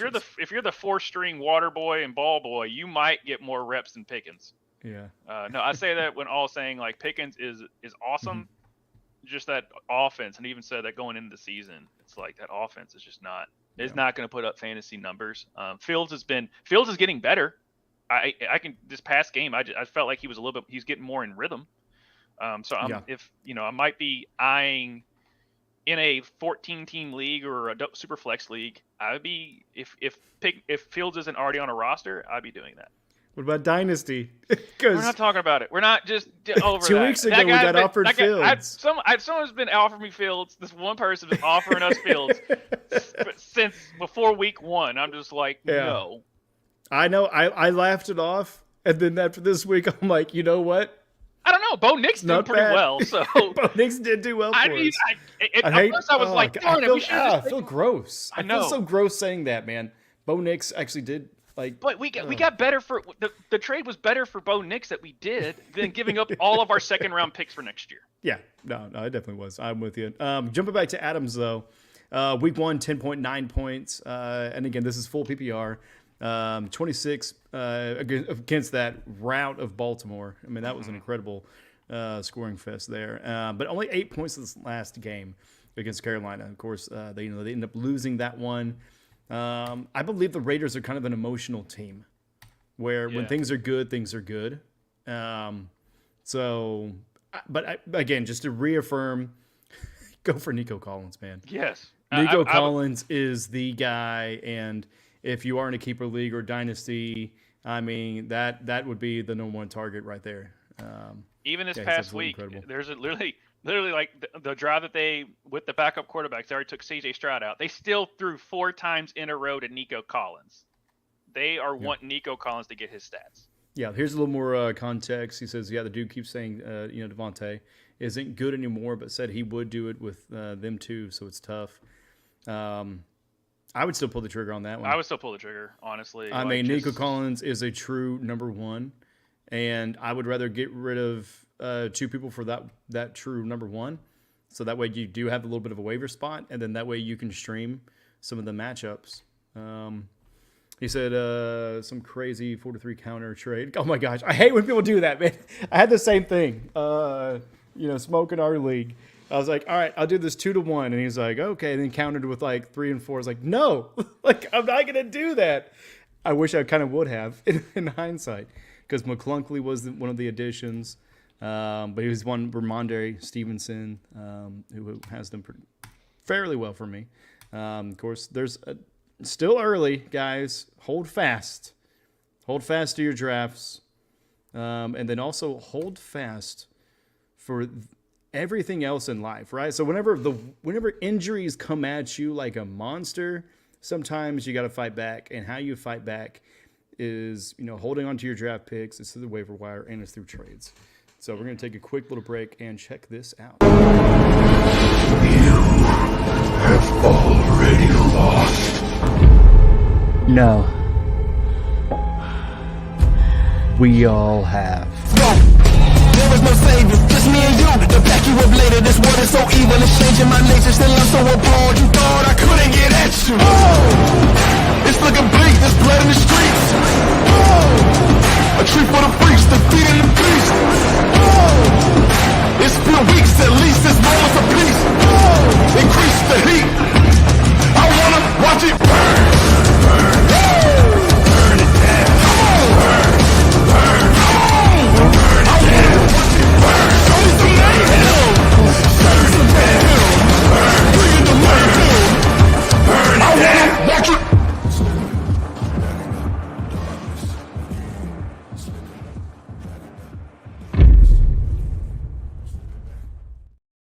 That's right. Yeah, right. Don't drink and roster, but cheers if you are. Oh my gosh, man. That injury monster, brother. That sucker is very real. Yeah. And honestly, I think I love that video as much, and some of the other ones. I'm going to change that to be the injury intro video. Yeah, pretty much. You know what I mean? Before we get to that, yeah. Click on Hunter real quick about his waiver. There we go. Yeah, question: is it worth? Spend the number 1 waiver on Komet. Have Laporta no backup. Ooh, okay. I'm going to answer your question by asking you this. I'm going to do that whole dumb political bullshit, but this is just to get just to make sure I'm answering you correctly. So number 1, is it fab? I don't know how your waivers work. So is it a fab league, or is this a straight up, here's your waiver order type of thing? Number 2, how many teams are in your league? Is it a 10? Is it a 12? Is it a 14? And I know with the low ankle sprain, you have to pick someone up. And then number 3, what else is your roster looking like? Because if it's better to get a better, there's 32 teams. Not everyone's going to have 2 tight ends. And so basically, is it better to throw a dart? Because even Cole Kmet is throwing a dart. Because if you watched them against the Colts, who the Colts suck, it was garbage time that really the game was kind of over. I mean, that's why Caleb Williams' stats, but he didn't play very well. That's why I'm saying, there's probably better players for you to pick up if it's not fab. Okay, if it's fab in a 10-man league, okay, tight end might be kind of weird, but I wouldn't go all out on spending my fab dollar on a tight end. I put it this way: there's a lot of people that spend a lot of money on Isaiah Likely, and they're not getting their return on investment for it. Yep. So means Juwan Jennings. Juwan Jennings. Oh, Juwan Jennings. Okay. Great point about Juwan Jennings. And that's kind of what we were going to get to in another segment. Yeah. Is just, oh my gosh, this guy went off. I got to pick him up. Now, he's a great number 3 or a spot start. It just happened to be the planets aligned for him to be the spot start. Debo's going to come back. Now, next week, is he worth picking up for a spot start this coming week? Probably. But then next thing you know, Ayuk might be, because Kittle's banged up. But, Ayuk's going to come back. Eventually, Christian McCaffrey's going to come back. Now, there has been those weird seasons where a Juwan Jennings type player just propels himself and you can't not run plays for him. But Shanahan, the way that system works, Juwan Jennings is not going to do this every week. especially this week, I think this is one of those things of if you have Juwan Jennings, you can sell him high. But as far as if he's on the waivers, which he probably is on waivers in some leagues out there, I wouldn't put my whole trunk load for him based off of the position and how they schemed for him. It just happened to be that way. I mean, look at Dallas. They threw the ball 51 times, and CeeDee Lamb wasn't one of the touchdowns. It was Tolbert. Caught like 2 of those. So Juwan Jennings is definitely a better receiver, but I would put it like maybe a 20 spot or 25 spot on him because he's worth rostering for sure. But at the end of the day, I don't think he's going to be like, I'm going to be like, oh, dude, I've got Juwan Jennings. I'm about to run this thing. Yeah. He'll be the guy for a couple of weeks. But, yeah, like you said, once everybody gets back, he's going to be dropping back in, his efficiency and, his targets. But jumping back to the tight end spot, man, I would go for Kmet. I mean, depending on your team, I mean, if you're really needing that tight end spot, just go for him. Kmet has been weak in week 1 and 2. This last week he got 25.7, which really catapulted him into, kind of the top on the year. Week 1 was 1.4. Week 2 was 6.7. But you're looking at 1 target share for some reason in week 1. I mean, Cole Kmet's a legit source, but you also got a brand new quarterback in Caleb Williams. And it looks like maybe they're starting to figure it out a little bit. I'm sure for everybody out there fantasy-wise, hopefully he is. Quick, while you're looking up the stats, look up, now that the game's over, look up Gesicki's stats for the year. Yeah, Gesicki. Yeah, that's one I've been eyeing on our waiver for sure. I already picked him up. Oh, did you? Oh, did you just do that? Okay.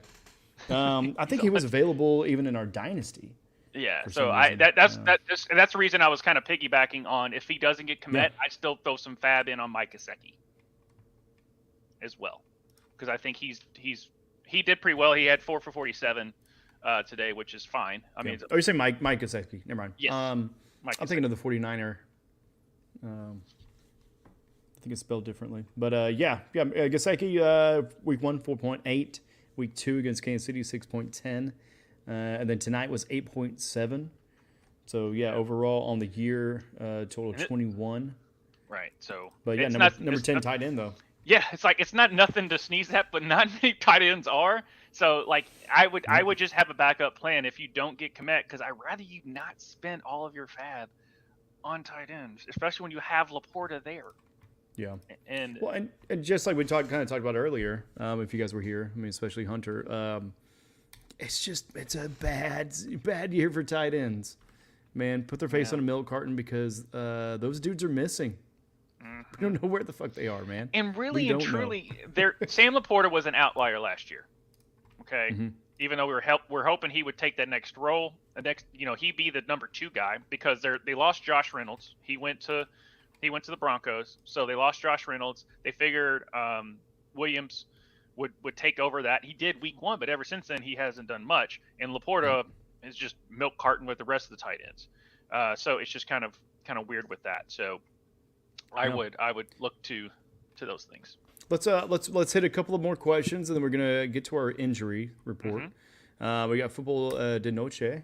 Would you do this trade? I'd be given Aaron Jones and I would receive Travis Etienne Jr. Man, another Etienne trade. We know how infamous that was last year in our league. One's going to be healthy for the rest of the season. I mean, knock on wood, because health is health. But right now, Travis Etienne is on a bad team. Yep. It's just what it is. Now, let me look and see what he did tonight, what he ended up with. Yeah, he ended up with a 12.5. So, I mean, decently consistent. I mean, 11.9, 14.8, 12.5. So, I mean, his floor and ceiling are pretty, relatively close to each other, which is good. So you're not going to have those emotional swings. But he also played Miami, Cleveland, and Buffalo. So that's a pretty good litmus test because Buffalo does have a good defense. But then, for Aaron Jones on that high-powered offense where you're probably going to see a little bit of a bigger pop, which means a higher ceiling. It just depends on the floor itself. But I'd imagine his floor is probably going to be pretty close to that as well. Yeah. Yeah. What are you thinking though? I mean, right now, obviously, short term, I'm looking at Aaron Jones, but long term, Travis Etienne they build a lot of their offense around Travis. It's just the fact that there's really not many receivers that Jacksonville has, so they're gonna stack the box a lot just to get Travis. And until one of those receivers, like a Christian Kirk, has been mediocre or bad all season, Trevor Lawrence is on bust watch, and Brian Thomas hasn't made that jump. That obviously he's not Malik Neighbors, but we're hoping Brian Thomas would be that other guy, and he hasn't. They just look incompetent, and they're stacking the box against Travis. Now Travis is still being consistent. One's a good offense, one isn't. That's just flat out what it is. Mm-hmm. And is Aaron Jones as good of a running back as Travis? No. Travis is just a bigger back, just as good a skill set as Aaron. Doesn't have the burner that Aaron has, but Aaron's older, so he's probably at the same speed as Travis at best. So that's just kind of look at the matchups and hoping Aaron Jones stays healthy, because Travis might be the 12 points every week where Aaron's going to get you at least, you would think Aaron's going to get you at least 12 and more, just because of that. Yep. And welcome to the chat, Jason. Yeah. Yeah. Oh, dude. Yeah, that was a brutal win against me. But yeah, hey, congrats. You're no longer a complete loser. We're just giving everyone else a self of like, hey, we did it, and then we're going to just take over. I mean, it's just been hard matchups too. I mean, like today, my lineup, I can't yet to figure out a lineup with the right lineup with my guys. Now it worked out this week, but I mean, like I said, I had Malik Neighbors on my bench, and I still went off. Dude, God, I can't imagine. I mean, and you still had Anthony Richardson, who only got like 8.9 points. I mean, so many sub 10 point totals this year for players. Weird. It's been so crazy. I mean, everybody's talking about how low the overall point production has been this year. So they try to say that they changed the rules to make offenses better, so then that way there's more scoring. I'm not seeing it. I'm seeing too many whistles, really. I'm seeing too many yellow flags, halting a lot of progress and calling back quite a bit of production there. And one of those is for Travis Kelce, talking about that earlier. So we'll see what kind of shakes out. But thank you, Football de Noche. And for everybody that's joining, definitely like and subscribe to this. We're a terrible channel, but we try our best. And we would love to try our best in front of you. But no, we really do love you guys being lively in the chat. Yes. This is absolutely incredible. We are going to try to get into our injury report for once. So just give us about 15 minutes, and then we'll get back to some of your questions. I see you, Jacob.c and some others. But yeah, go ahead, man. Yeah. So the injury reports, obviously, Devontae Adams, not Devontae Adams, shoot.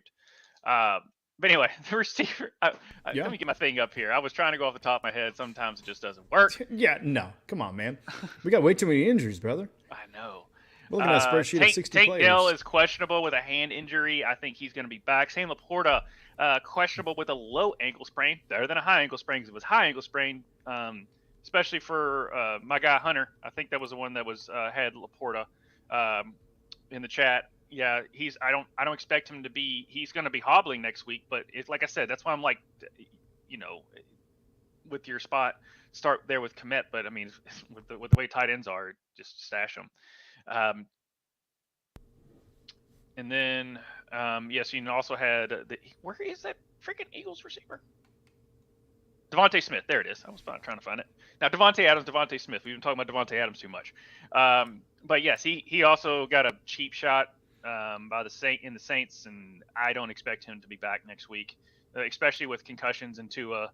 They're going to be super, super, super conservative with bringing these guys back. Trey McBride too. I knew he got concussed as soon as it happened, so I don't expect them. So I expect at least them being off next week. Joe Mixon, I kind of think he's going to be back. He came back in, but especially with them just laying an egg, they might need Joe Mixon back next week more than they think. So hey, Joe Mixon that goes for the Texans and the Bengals. Yes, when Joe Mixon's playing for your team and he's healthy, your offense seems to be running a lot better. When Joe Mixon's out, your offense seems to be stagnant. I don't know. With that, Amari Cooper was questionable. He's fine. Keenan Allen, he's still out. Let me see. Adam Thielen, he's still in the league. He gave it all out for that one touchdown, guys. So if Adam Thielen is on your team, you might need to reassess something. I'm just throwing it out. Unless it's if it's a 14-team league with a super flex, I understand. But if it's a if it's a dynasty, I would take Adam Thielen in our dynasty right now. It depends on your team, but just regular 12 to 10 team full PPR, he shouldn't be on your team. With all that out there. There should be plenty of wealth to go around. There was better players out there. Jaylen Warren is getting an MRI. He's going to go an MRI on his knee Monday. Today, we really didn't hear anything that it was really bad. But, hey, for your Najee Harris owners out there, when they finally score once every millennia, Najee Harris might be the one to do it. Brock Purdy was questionable. That Purdy is tending to a sore back after Sunday's 27-24 loss, probably because he had to carry the dag on offense on his back because, he balled out.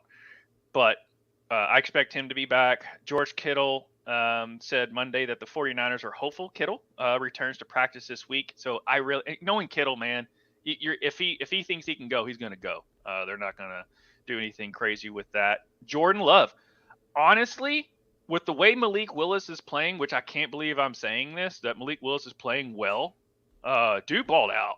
Mm-hmm. And why rush Jordan Love back when it seems like you're good? Yep. So there's no point in rushing him back. So all you Jordan Love owners, if you can keep him, if you can put him on IR, or if that's how your team works, I'd still keep Jordan Love. But I'm just saying Malik Willis is 2-0, and Jordan Love is 0-1 on the season. Just saying, is there a QB controversy in Green Bay? No, there's not. Or could there be a QB trade to Miami? Yeah, I doubt it. Especially with Jordan Love's knee like that, they're not gonna do that. But I like where your head's at. When's he coming back though? Week 10? Who, Jordan Love? Yeah. No, they're probably. He's already been back at practice and stuff like that. They decided to rule him out against Tennessee and go with Malik. I guess Malik probably had they probably they won the revenge game. He got his revenge game. Yeah, exactly. Then jump ship and get out of the cold. Yeah. Get down to Florida, baby. Yeah. Get some money. Yeah. And then for Green Bay, get some draft picks to just keep building that team. Yeah. Cooper Kupp wasn't put on IR. He should have been, honestly. But they don't have as many IR spots because there's too many injuries around. So I don't expect Cooper Kupp. I don't expect Cooper Kupp to be back this next coming week. And they're going to, especially if they're winning. It's right when they came with a big win against the San Francisco, they're making it work. So that's why I'm tipping my cap to Sean McVay, because he's making it work with basically no one other than Matt Stafford, which is another tip of the cap to Matt Stafford of just that's a marriage made in heaven. There, Josh Palmer, I don't see any detail about him, but that whole, Herbert is what I'm worried about. Because he was questionable. Ankle x-ray results on his right ankle comes up negative, but they run the ball so much, I don't know if they're really going to rush Herbert back. I think they're going to give him a week, in my honest opinion. Yeah. With that, but if you look at Herbert, just direct snap to JK. That's what you're saying. Yeah, pretty much. But and against that Steelers defense, I think it's just like, the Chargers offense sucks. I'm like, no, they don't suck. But that being said, it's not like Herbert's lighting the world on fire anyway. I think he's like quarterback 24 on the year. It's pretty low, which I wasn't targeting Herbert coming into the season just based off of the offensive coordinator that they have and the weapons that he had. Quentin Johnson, he learned how to catch the ball this year. So there you go there. Good last week. Yeah. So, but with Herbert, I would just keep him as a stash or even just drop him at this point, the way it's trending. He's a really good quarterback. I think he is a great talent, and he's definitely going to be around for a while. But as far as fantasy wise, not this year, at least what I've seen so far. Small sample size, but It wasn't like he did really well last year, and the way the offense does. The year before that. The year before that. So I'm just saying. I mean, everybody talks about Herbert. I mean, I'm the AFC West. I haven't seen him. I haven't really seen him do much. No. Been 5 years, guys, that y'all been saying that he's the prince that's promised. Yeah. Never shown up, just like the actual. There was a scare that Sam Darnold did sustain a bone bruise during their 34-7 win over the Texans. Did not expect to miss time due to the injury. I mean, here's why he's going to play next week. And if he's still on waivers, I can't believe I'm saying this, but if he's still on waivers, load in on Sam Darnold, because guess who they play next week? I believe it's the New York Jets. So if there's any revenge game to load up on a guy who is super hot right now, it is Sam Darnold. Now, I could be wrong, but I thought I saw where they were playing the Jets next week. Yeah, I know there's a Vikings fan in the chat that can tell us. Josh, he says, do you guys have Vikings top 5 after this week? Our defense is goated. It's 3 weeks. Let's settle down there. And so is offense with Hawk or Addison, or without Hawk or Addison. Yeah, I think that with no injuries, we're contenders. You all are definitely contenders. It's crazy that the NFC North. Thank you, Josh. I know I was wrong, but still is incredibly good. Yeah, playing Packers. Yeah, that'll be a really good game. I mean, because that's the other one. There's an NFC North that I think you guys are going to have 2 teams in the playoffs, and it's going to be you and the Packers for sure. You guys are definitely going to be. I don't know, dude. The Lions. The only one I know of is the Bears suck. Yeah. The only thing I know of. But the Lions are right there. The Packers look. How the Packers do it. They can't keep getting away with it. Josh, the Packers can't keep getting away with it every damn year. They taught Malik Willis how to throw a ball. I mean, the Lions looked great last year, but so far I haven't really seen it. 2-1. Better than the San Francisco 49ers, who are 1-2. Yeah. And the Ravens, who are 1-2. But yes, no, Josh, to answer your question, the Vikings look very, very good right now. They are playing complimentary football to the best, and especially coming into the season, which feel like you all were cursed. But I like your head coach. I like the system he runs. That's why I said when JJ McCarthy went out, I'm like, if Sam Darnold's going to figure it out, it's going to be within this system. And Tvshka remembered me saying that before. I was like, I don't like Sam Darnold, but if it's going to happen, it's going to happen this year. Yeah. And I'm happy. And I didn't have any faith at all. So I was proven wrong on that. But yeah, I mean the Lions, their defense did look really good against Arizona. But I don't know, man. I mean, I think they shined too bright last year, and they're going to have a little bit of issues. But I mean, with as much adversity as they have right now, and they're still looking very good, and they're boring but winning. I mean, as far as Green Bay, but then the Vikings offense, man, I think that'll be the 2 out of that. Maybe they'll have 3. Who knows? You could do that. It's just going to come down to Jared Goff. They can't have Jared Goff throwing the ball 50 times. You have 2 solid running backs and the best offensive line, which is very hard to have, as we've known with how bad offensive lines have been playing this year so far. But they have the best offensive line. I don't care if they stack the box 8. That's where you do the play action. But the fact, if you have Jared Goff out there, which what they did wrong against Tampa, Jared Goff, if he's throwing the ball 50 times a game, you are having a bad strategy going into that game. Yeah, and I'm not gonna say it's bad strategy, just bad luck. But man, yeah, Jacob got his first L by 0.9 points. Get ready to learn fantasy football, buddy, because it happens and it sucks. And then Josh said, "Scary Terry screwed his fantasy team. Only had 1% chance and he lost." Yeah, that happens, man. I lost to this guy last year in that manner, and totally redeemed myself this year. Yeah, last week was really good for me. This week was terrible. It's the upside down, y'all. I mean, that's just where we're at. And who knows if next week if the ship will right, if it'll level out. We don't know, but we do want to help out a couple of people.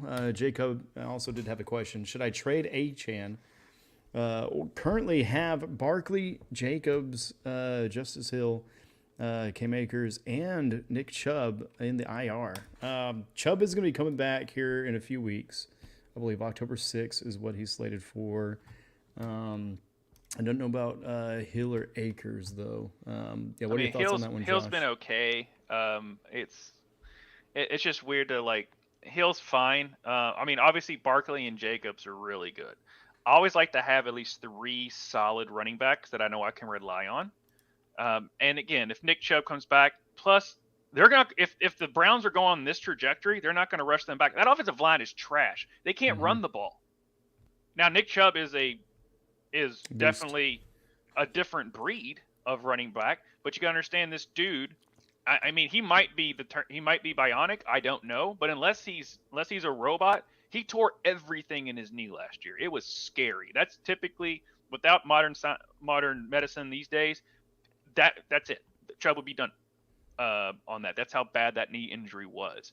So I always like to have 3. That being said, if Achane has another good week, it's gonna be a hard situation. I mean, obviously you can trade him now, but I would try and get the freaking park for Achane if you're trading him, because you are going to be on pins and needles hoping that Barkley or Jacobs doesn't get hurt, because then you're left with Cam Akers, who is okay, and he's gonna get the ball, but as we know, Joe Mixon is the guy.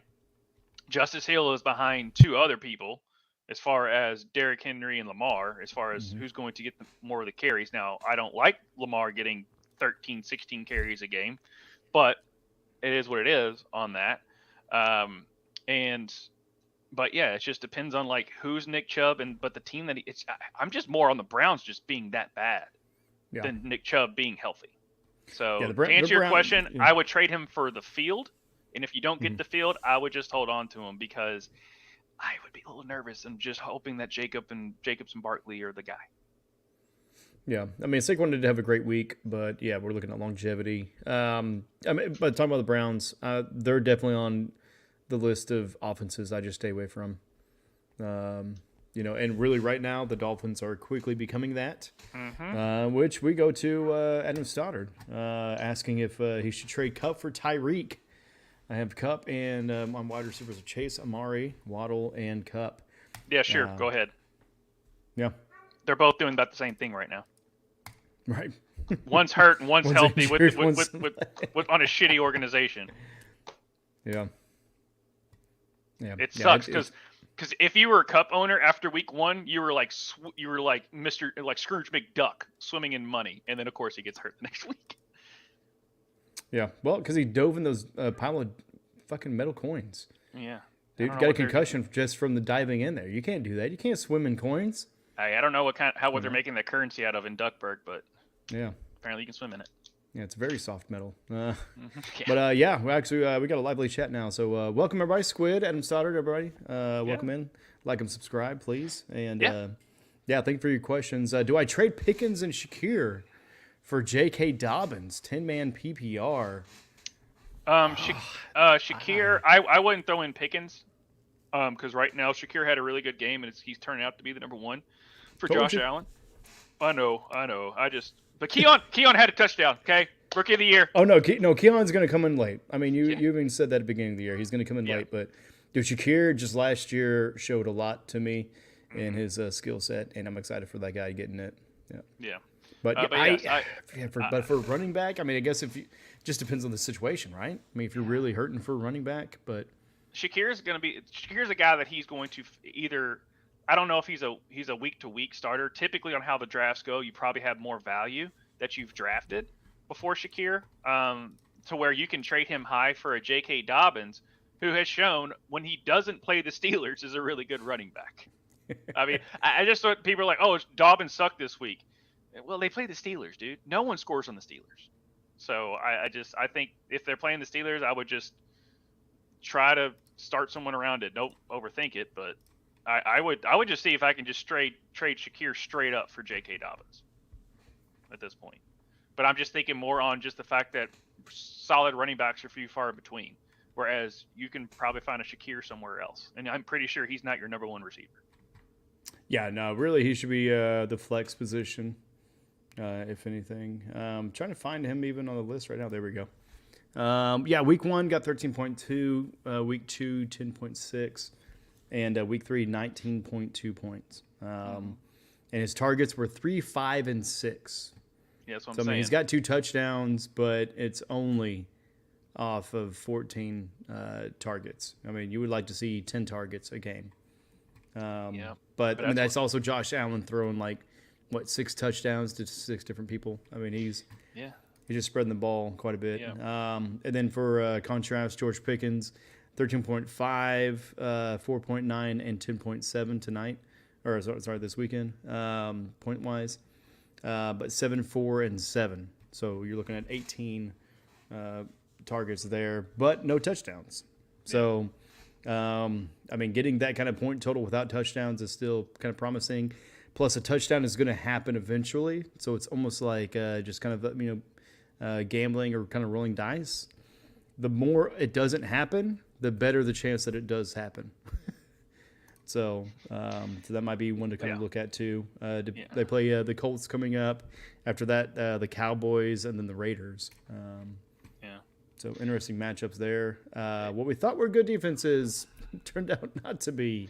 But Cowboys to and piggyback on what Raiders. you were saying, because you brought up a good point, and with Shakir and Pickens as number ones on, one is on just a offensive team that's very boring, and they're not trying to light up the scoreboard.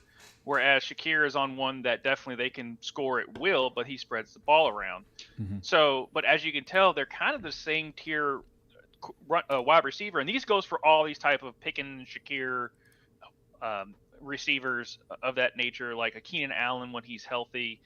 You're chasing targets. That's what you're looking at. You are chasing targets because if Shakir's out there, like for tight ends, for example, they scored really well, but the thing is with Goddard, he had 11 targets, and he did. That's the reason. Is the touchdowns, you hope to get a touchdown, hope to have like a Christian McCaffrey player that you like he was last year, where he I think he scored 13 weeks in a row or something like that.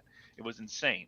But with receivers, they're not always guaranteed to get in the end zone, and you're not one of those top tier typical Tyreek, Jamar Chase, CeeDee Lamb, even though they're underperforming this year. But you're chasing targets for that tier number 2 to number 3 receiver or your flex. So that's why I said, if I can just sneak by and get Shakir selling high based off of what he did tonight for J.K. Dobbins, I'd try that real quick. Because I think you have 2 of the same receiver on your team. I think Pickens is a better receiver. Shakir's just on the main guy on a better team. But I mean, but just piggyback off you, chase the targets. But I would try and get Shakir for J.K. straight up. See if that happens. Yeah, I like it. We're sitting at an hour and a half. We're going to keep powering through some of the questions. We're going to be here since you guys are here. You know what I mean? Yeah. We typically kind of have a little bit of a standings and pick'ems, but pick'ems be damned. Because, you know what the wild card is? Our chat. Thank you all so much. Exactly, yeah. But pick'ems also damned me this week. Good Lord, man. Yeah. That was so rough. I only got 4 right, I think, on the week. Absolutely insane. But also, we appreciate the love you guys are showing. HD, full PPR, would you trade Gibbs, Ramondre, and Keenan for DJ Moore, Brock Bowers, and James Conner? Ooh. Man, that's a good one right there. A 3 for 3. So you're looking at wide receiver, tight end, and running back for 2 running backs and a wide receiver. Keenan does have a little bit of an injury stuff right now, right? Keenan Allen's, he'll probably come back, sneeze, and go back out again. Yeah. I think he's going to be out this weekend, but yeah. DJ just, I like DJ, and I've got him in a DJ is not the problem. That's the frustrating part of it. He almost had a Hail Mary touchdown at the end of the first half this year. This week, and that really saved his week on being okay. James Conner, I liked him for the first 2 weeks, and then he went dormant last week, but that happens, so I'm not too worried about it. Yeah, but they played the Lions. And I can go on. I can have a whole show about how Brock Bowers is the next coming of the great tight ends, and he's showing it this year on a really shitty team. But Ramondre, I'm scared that that's what we're gonna get going forward. Yeah. Because I'm not excited about it either. that was a team that was not prepared to play at all. And the Jets defense came to play because they wanted to prove something. And it just looked, I mean, you looked over and Mayo just seemed like he was confused. They were missing tackles, which is a defensive thing. But I wouldn't mind taking that trade. I just don't, because you're trading away Keenan Allen, who knows what health is going to bring, much less he's on a bad team, for a better receiver on a bad team that he's a teammates with.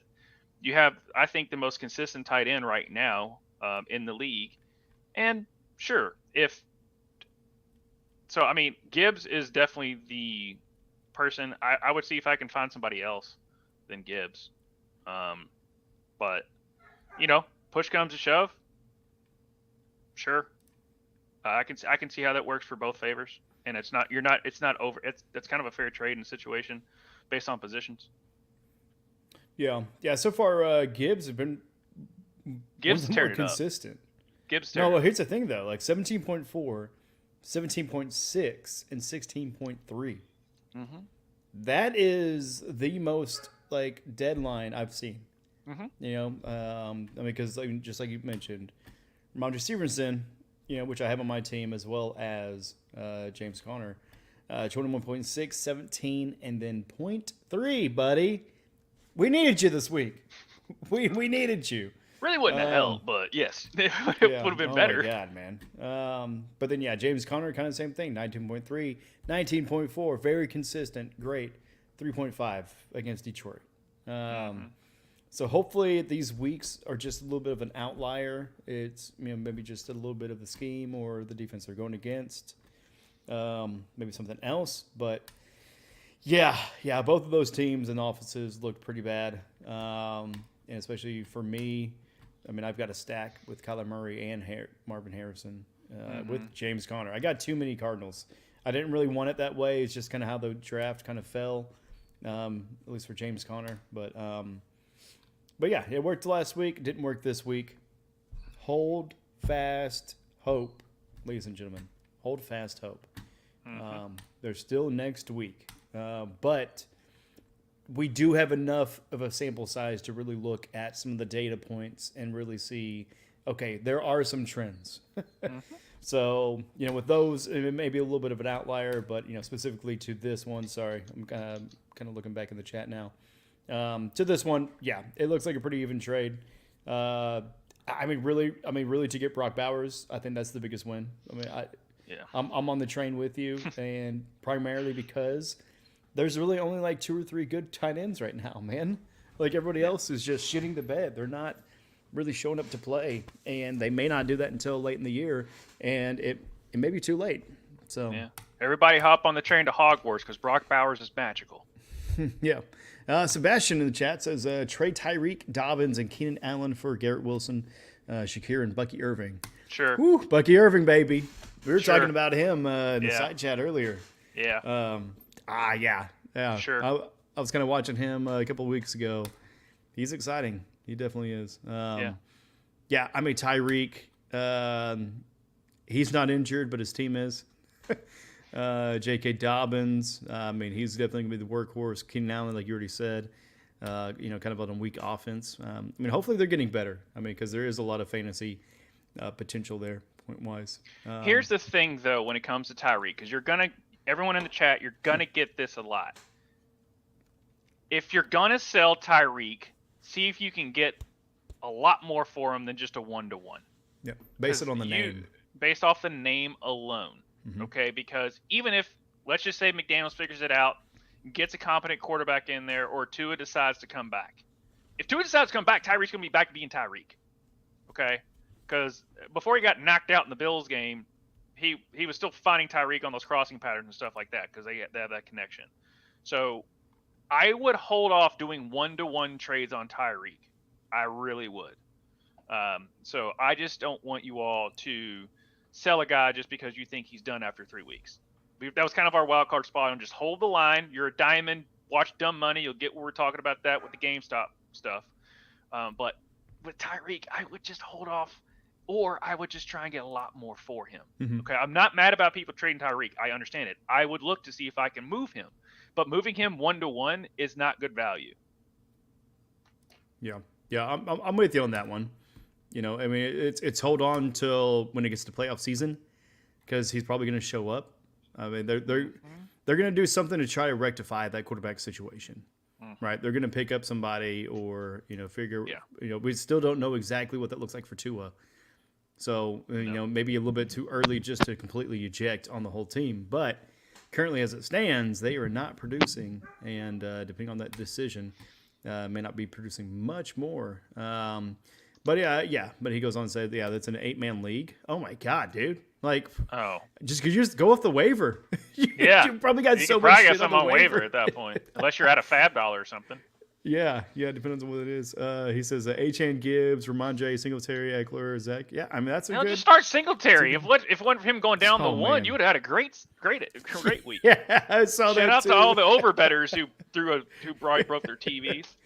Yeah, I was like, man, I'm glad I don't have a Singletary. I would have been pissed. I watched that one live. The wide receivers, Amon-Ra, Nico, Waddle, Devontae, Keenan, and Keon. I mean, you could kind of strengthen that one up a little bit, but yeah, your wide receiver room could probably strengthen a little bit. But man, I mean, Amon-Ra and Nico, that's your 1 and 2 for sure. Yeah. I mean, everything else, you're basing it off of the matchup, and with an 8-person team, you could stream probably 2 of those, right? Yep. The current tight end is Pitts. Yeah. I'll be okay with that. Keep him. He's been found. We let him out to sea since his rookie season, and he's finally come back to us in a competent offense. Yeah. All right, we got Nick Thomas. We're just gonna knock out this chat, right? Because they keep coming in. I love it. Yep. If I trade Jordan Mason and Devontae Smith, what is a realistic wide receiver target I could get? Okay. Oof. Okay. So Jordan Mason. Mm-hmm. Here's what I would start with. I would start with Justin Jefferson. Just start. You got to start high. Aim high, Willis. Okay. Start with Justin Jefferson. Then I would move to Nico. I'd move to Nico there. Then it kind of gets shaky. But if anything, I'd try and see if I can get Amon-Ra or CeeDee Lamb. Honestly, I just try and see if I can get CeeDee Lamb at the start. I doubt you can, but those would be the ones that I would circle. Just because CeeDee Lamb is again, he just signed his contract, so it's kind of like a Brandon Ayuk situation. But I would go with trying to get CD or Justin Jefferson. Obviously, Justin Jefferson and Nico, because they're just showing out every week, but CD is going to be fine. So I think realistically, you could probably get CD for it with the way it's starting, depending on how but depending on whose team CD is on. Because if you remember last year, like CD went off on that last half of the season, and he won a lot. Him and Dak Prescott won a lot of people championships. So if you can trade Mason, who by the time Christian McCaffrey comes back, Mason might not be the guy. Devontae Smith, who's a number 2 because AJ Brown's going to come back. So if you can sell them right now and get a person that people think have fallen off or just not playing well this year, that's who I would target. It's going to be hard to get Justin or Nico, but I think you can get a CD or maybe even Amon-Ra with that. So that's what I would do. Nick, I'd try and get CD. Let's see here. Camden got Stroud, Jaden Daniels, Gibbs, Ramondre, Nico Collins, 1-2. Do I hold or panic? Okay, so Jaden Daniels, you're fine. Oh, is this an 18 league? No, it doesn't seem like that. Gibbs, Ramondre, Etienne, Akers, Chase, Nico Collins, Waddle, Cooper McBride.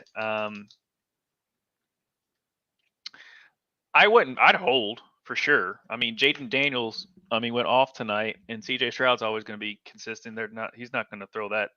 He's not going to be that bad like he was. And even if I think Gibbs is going to be great all season long. Ramondre, I am scared about. Etienne, I'm not too scared about.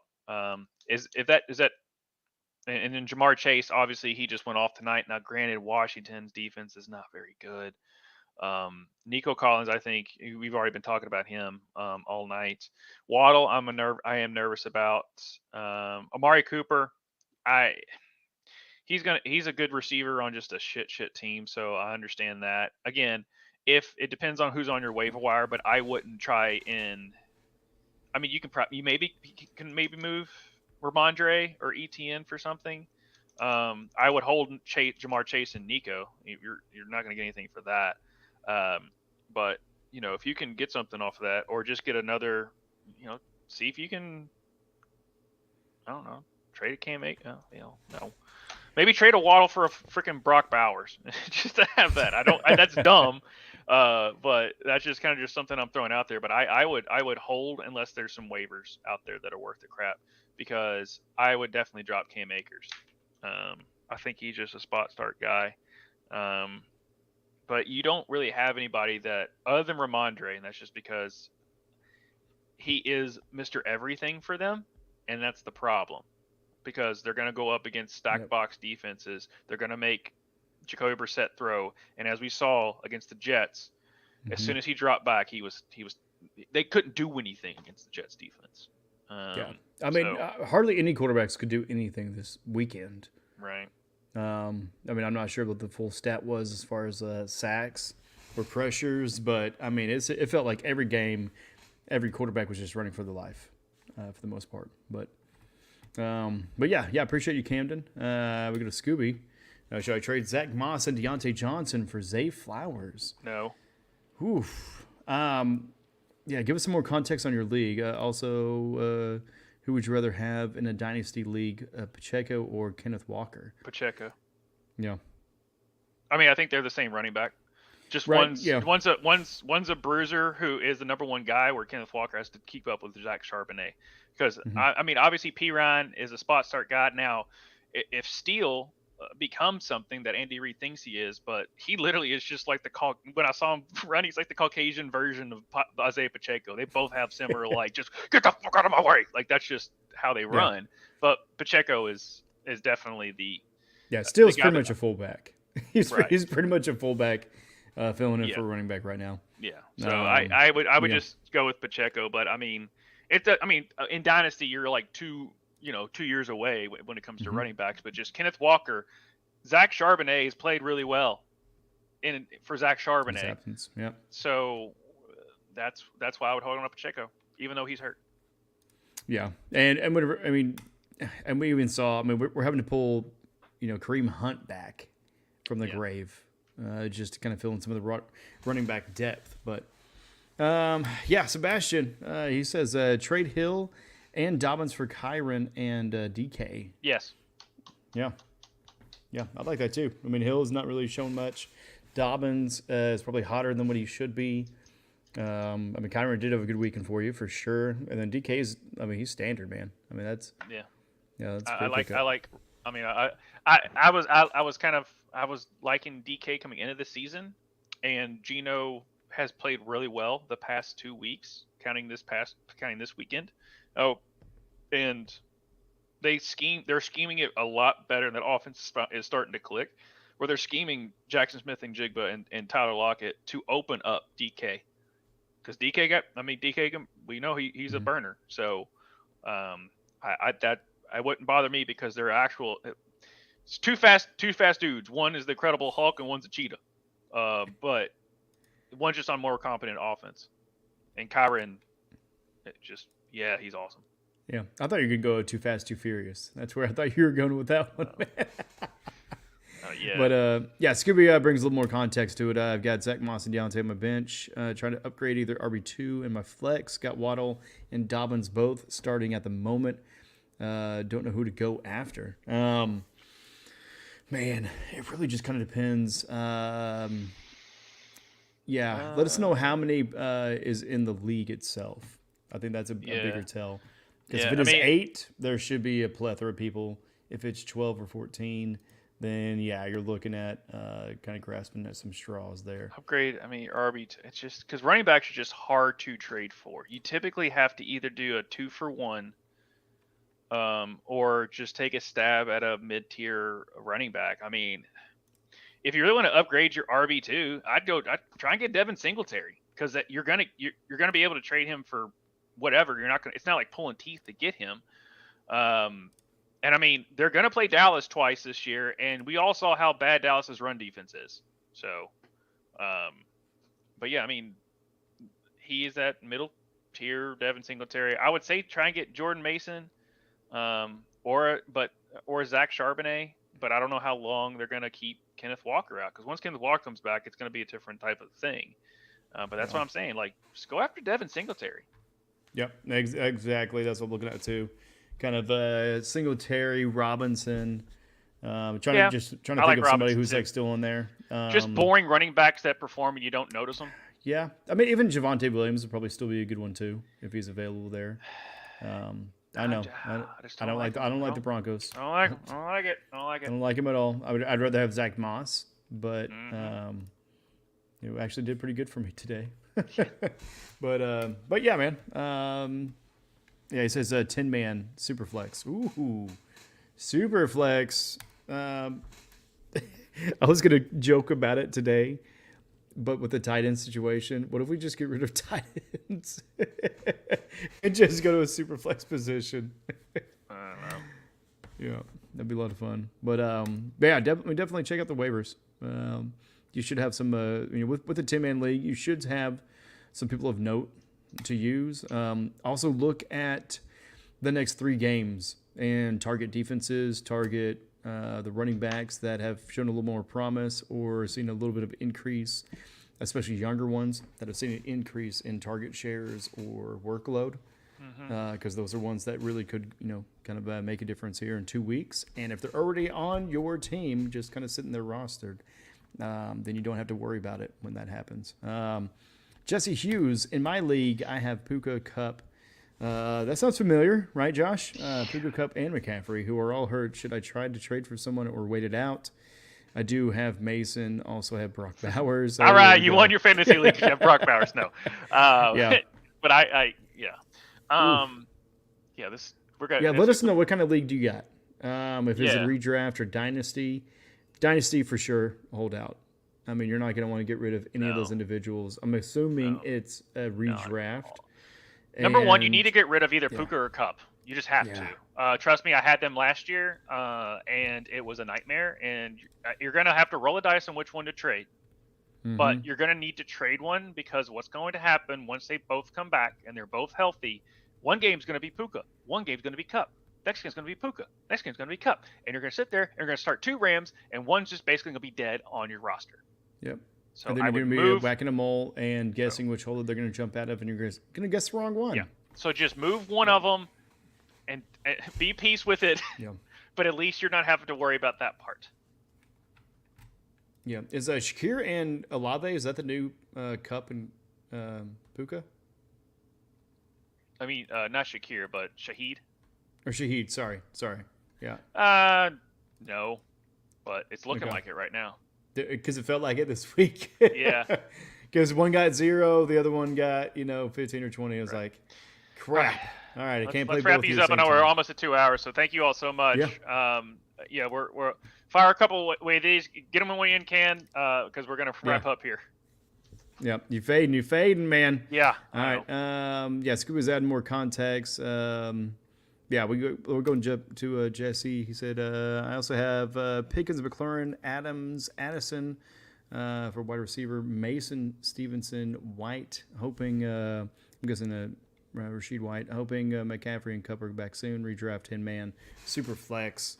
I mean, White has kind of been a little bit of a problem child for people. I mean, Stevenson had a bad week. Hopefully they just don't get kind of schemed out the rest of the year.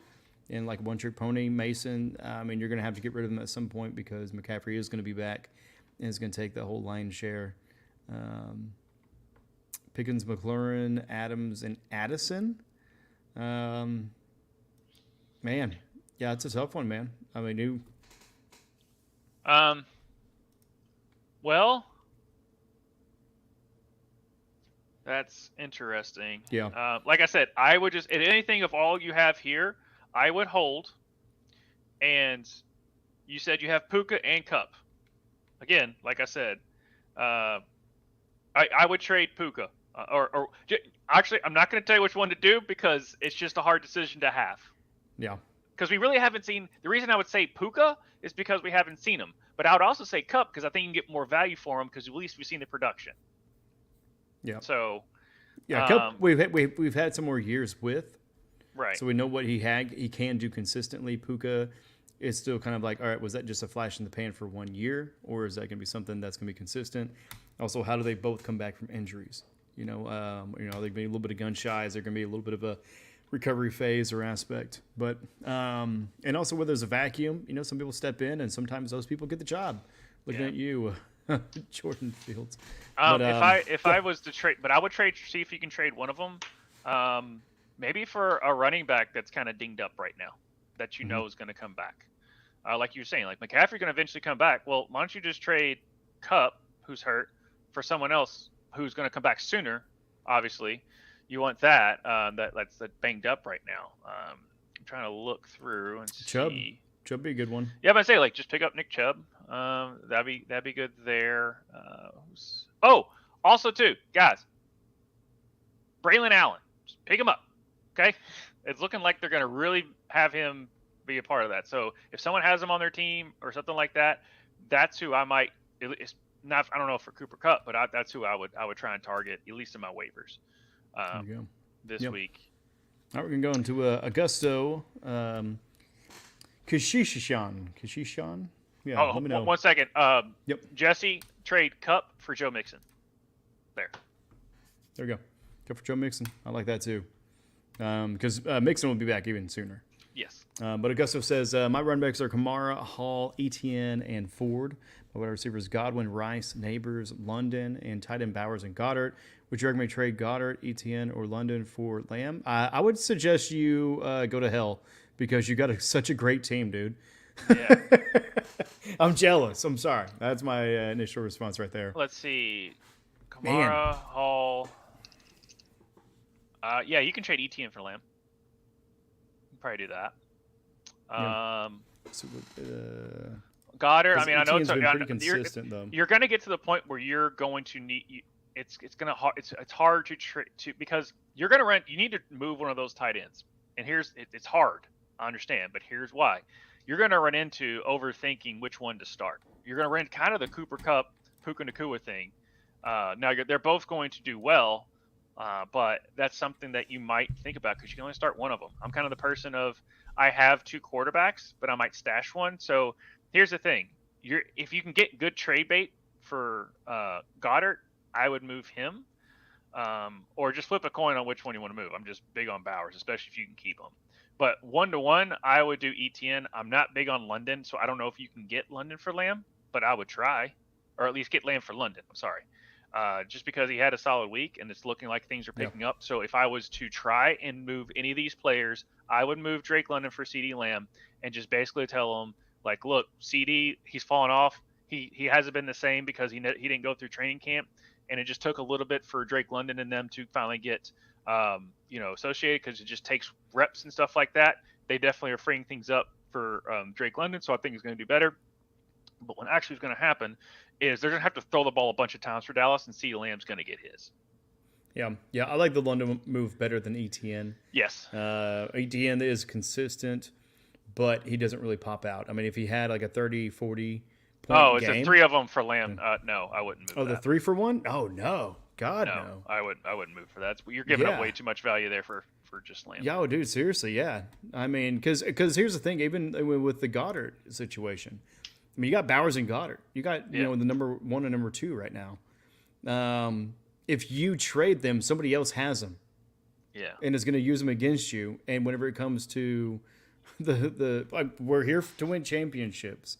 And if you're in a redraft, you only have this 1 year. You don't have a dynasty next year to hold on to. So, I would just pocket just to out of spite people. But Yeah, definitely not. Do you think they would want Etienne in London for Lamb? I wouldn't mind doing that. I think that's a little too much. I agree. I think it's a little bit much, but it does sweeten the pot. But don't trade all three. Yeah. But and after London had a pretty good day, maybe if you had a bad week, you'd have to do that. And stick with the Augusto, and we'll finish with you up here soon. Is the 3 of them for Lamb not the only one? Yeah, sorry. London and Goddard for Lamb is good. I wouldn't move Goddard. No, I would keep Goddard. Goddard, you could probably do Goddard for Lamb alone right now. You probably. I mean, could. depending on their situation and what your league looks like as far as the tight ends. I would try that.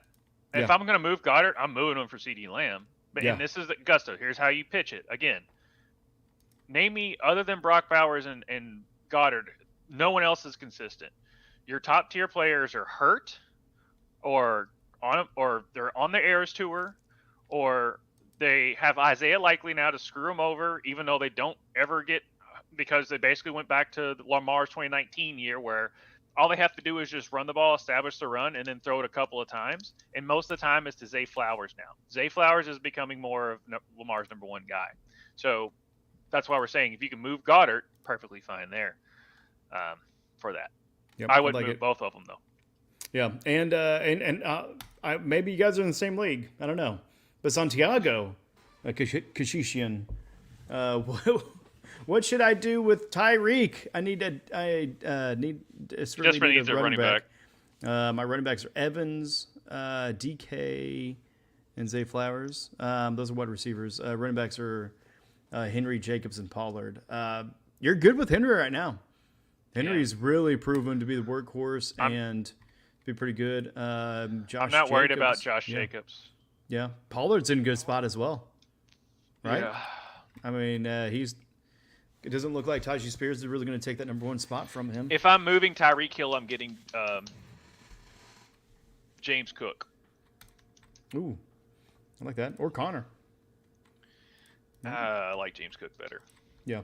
I mean, but Tyreek is a name, and so you could That's why I'm saying you higher. could get probably more for him.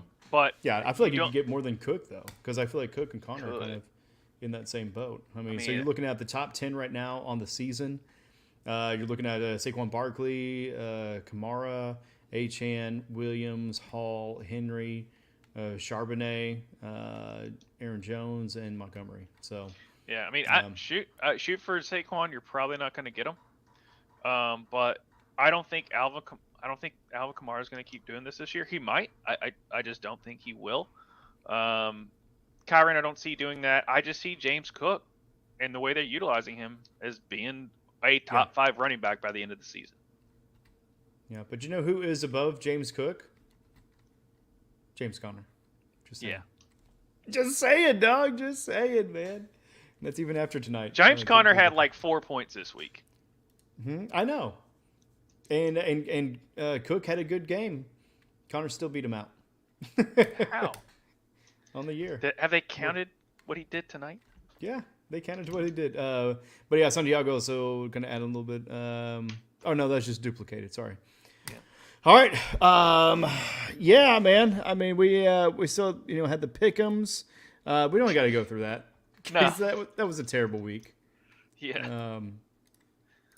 But yeah, we'll eventually, everyone that joins in the chat, obviously we got all of our stuff down here. Like, subscribe, ring the doorbell. Like we said, we go live at 9 o'clock Central, 10 o'clock Eastern, every Monday right around this time. And we would love to just answer all of your questions. Hopefully there's enough here, and we're going to try and get to all of your questions in the future, okay, like we did tonight. But we still like to go through certain segments to talk about things that other than just talk about where to move Tyreek Hill, okay? But appreciate you all so much and love to give advice as much as we can. And that's why I like doing the show with the gentleman next to me. With that, and then also too, guys, we don't just do the fantasy show. We also have other content here that you may jump on and tell and still ask me questions about who you should move, but that's okay. We go live on tomorrow. We go through a game called Divinity Original Sin Part 2 with me and 3 of my other buddies, the Game Dudes. So just jump on, shoot the breeze with us as we play video games and tell us how bad we are as a bunch of grown men still playing video games, but we love it. It's what it is.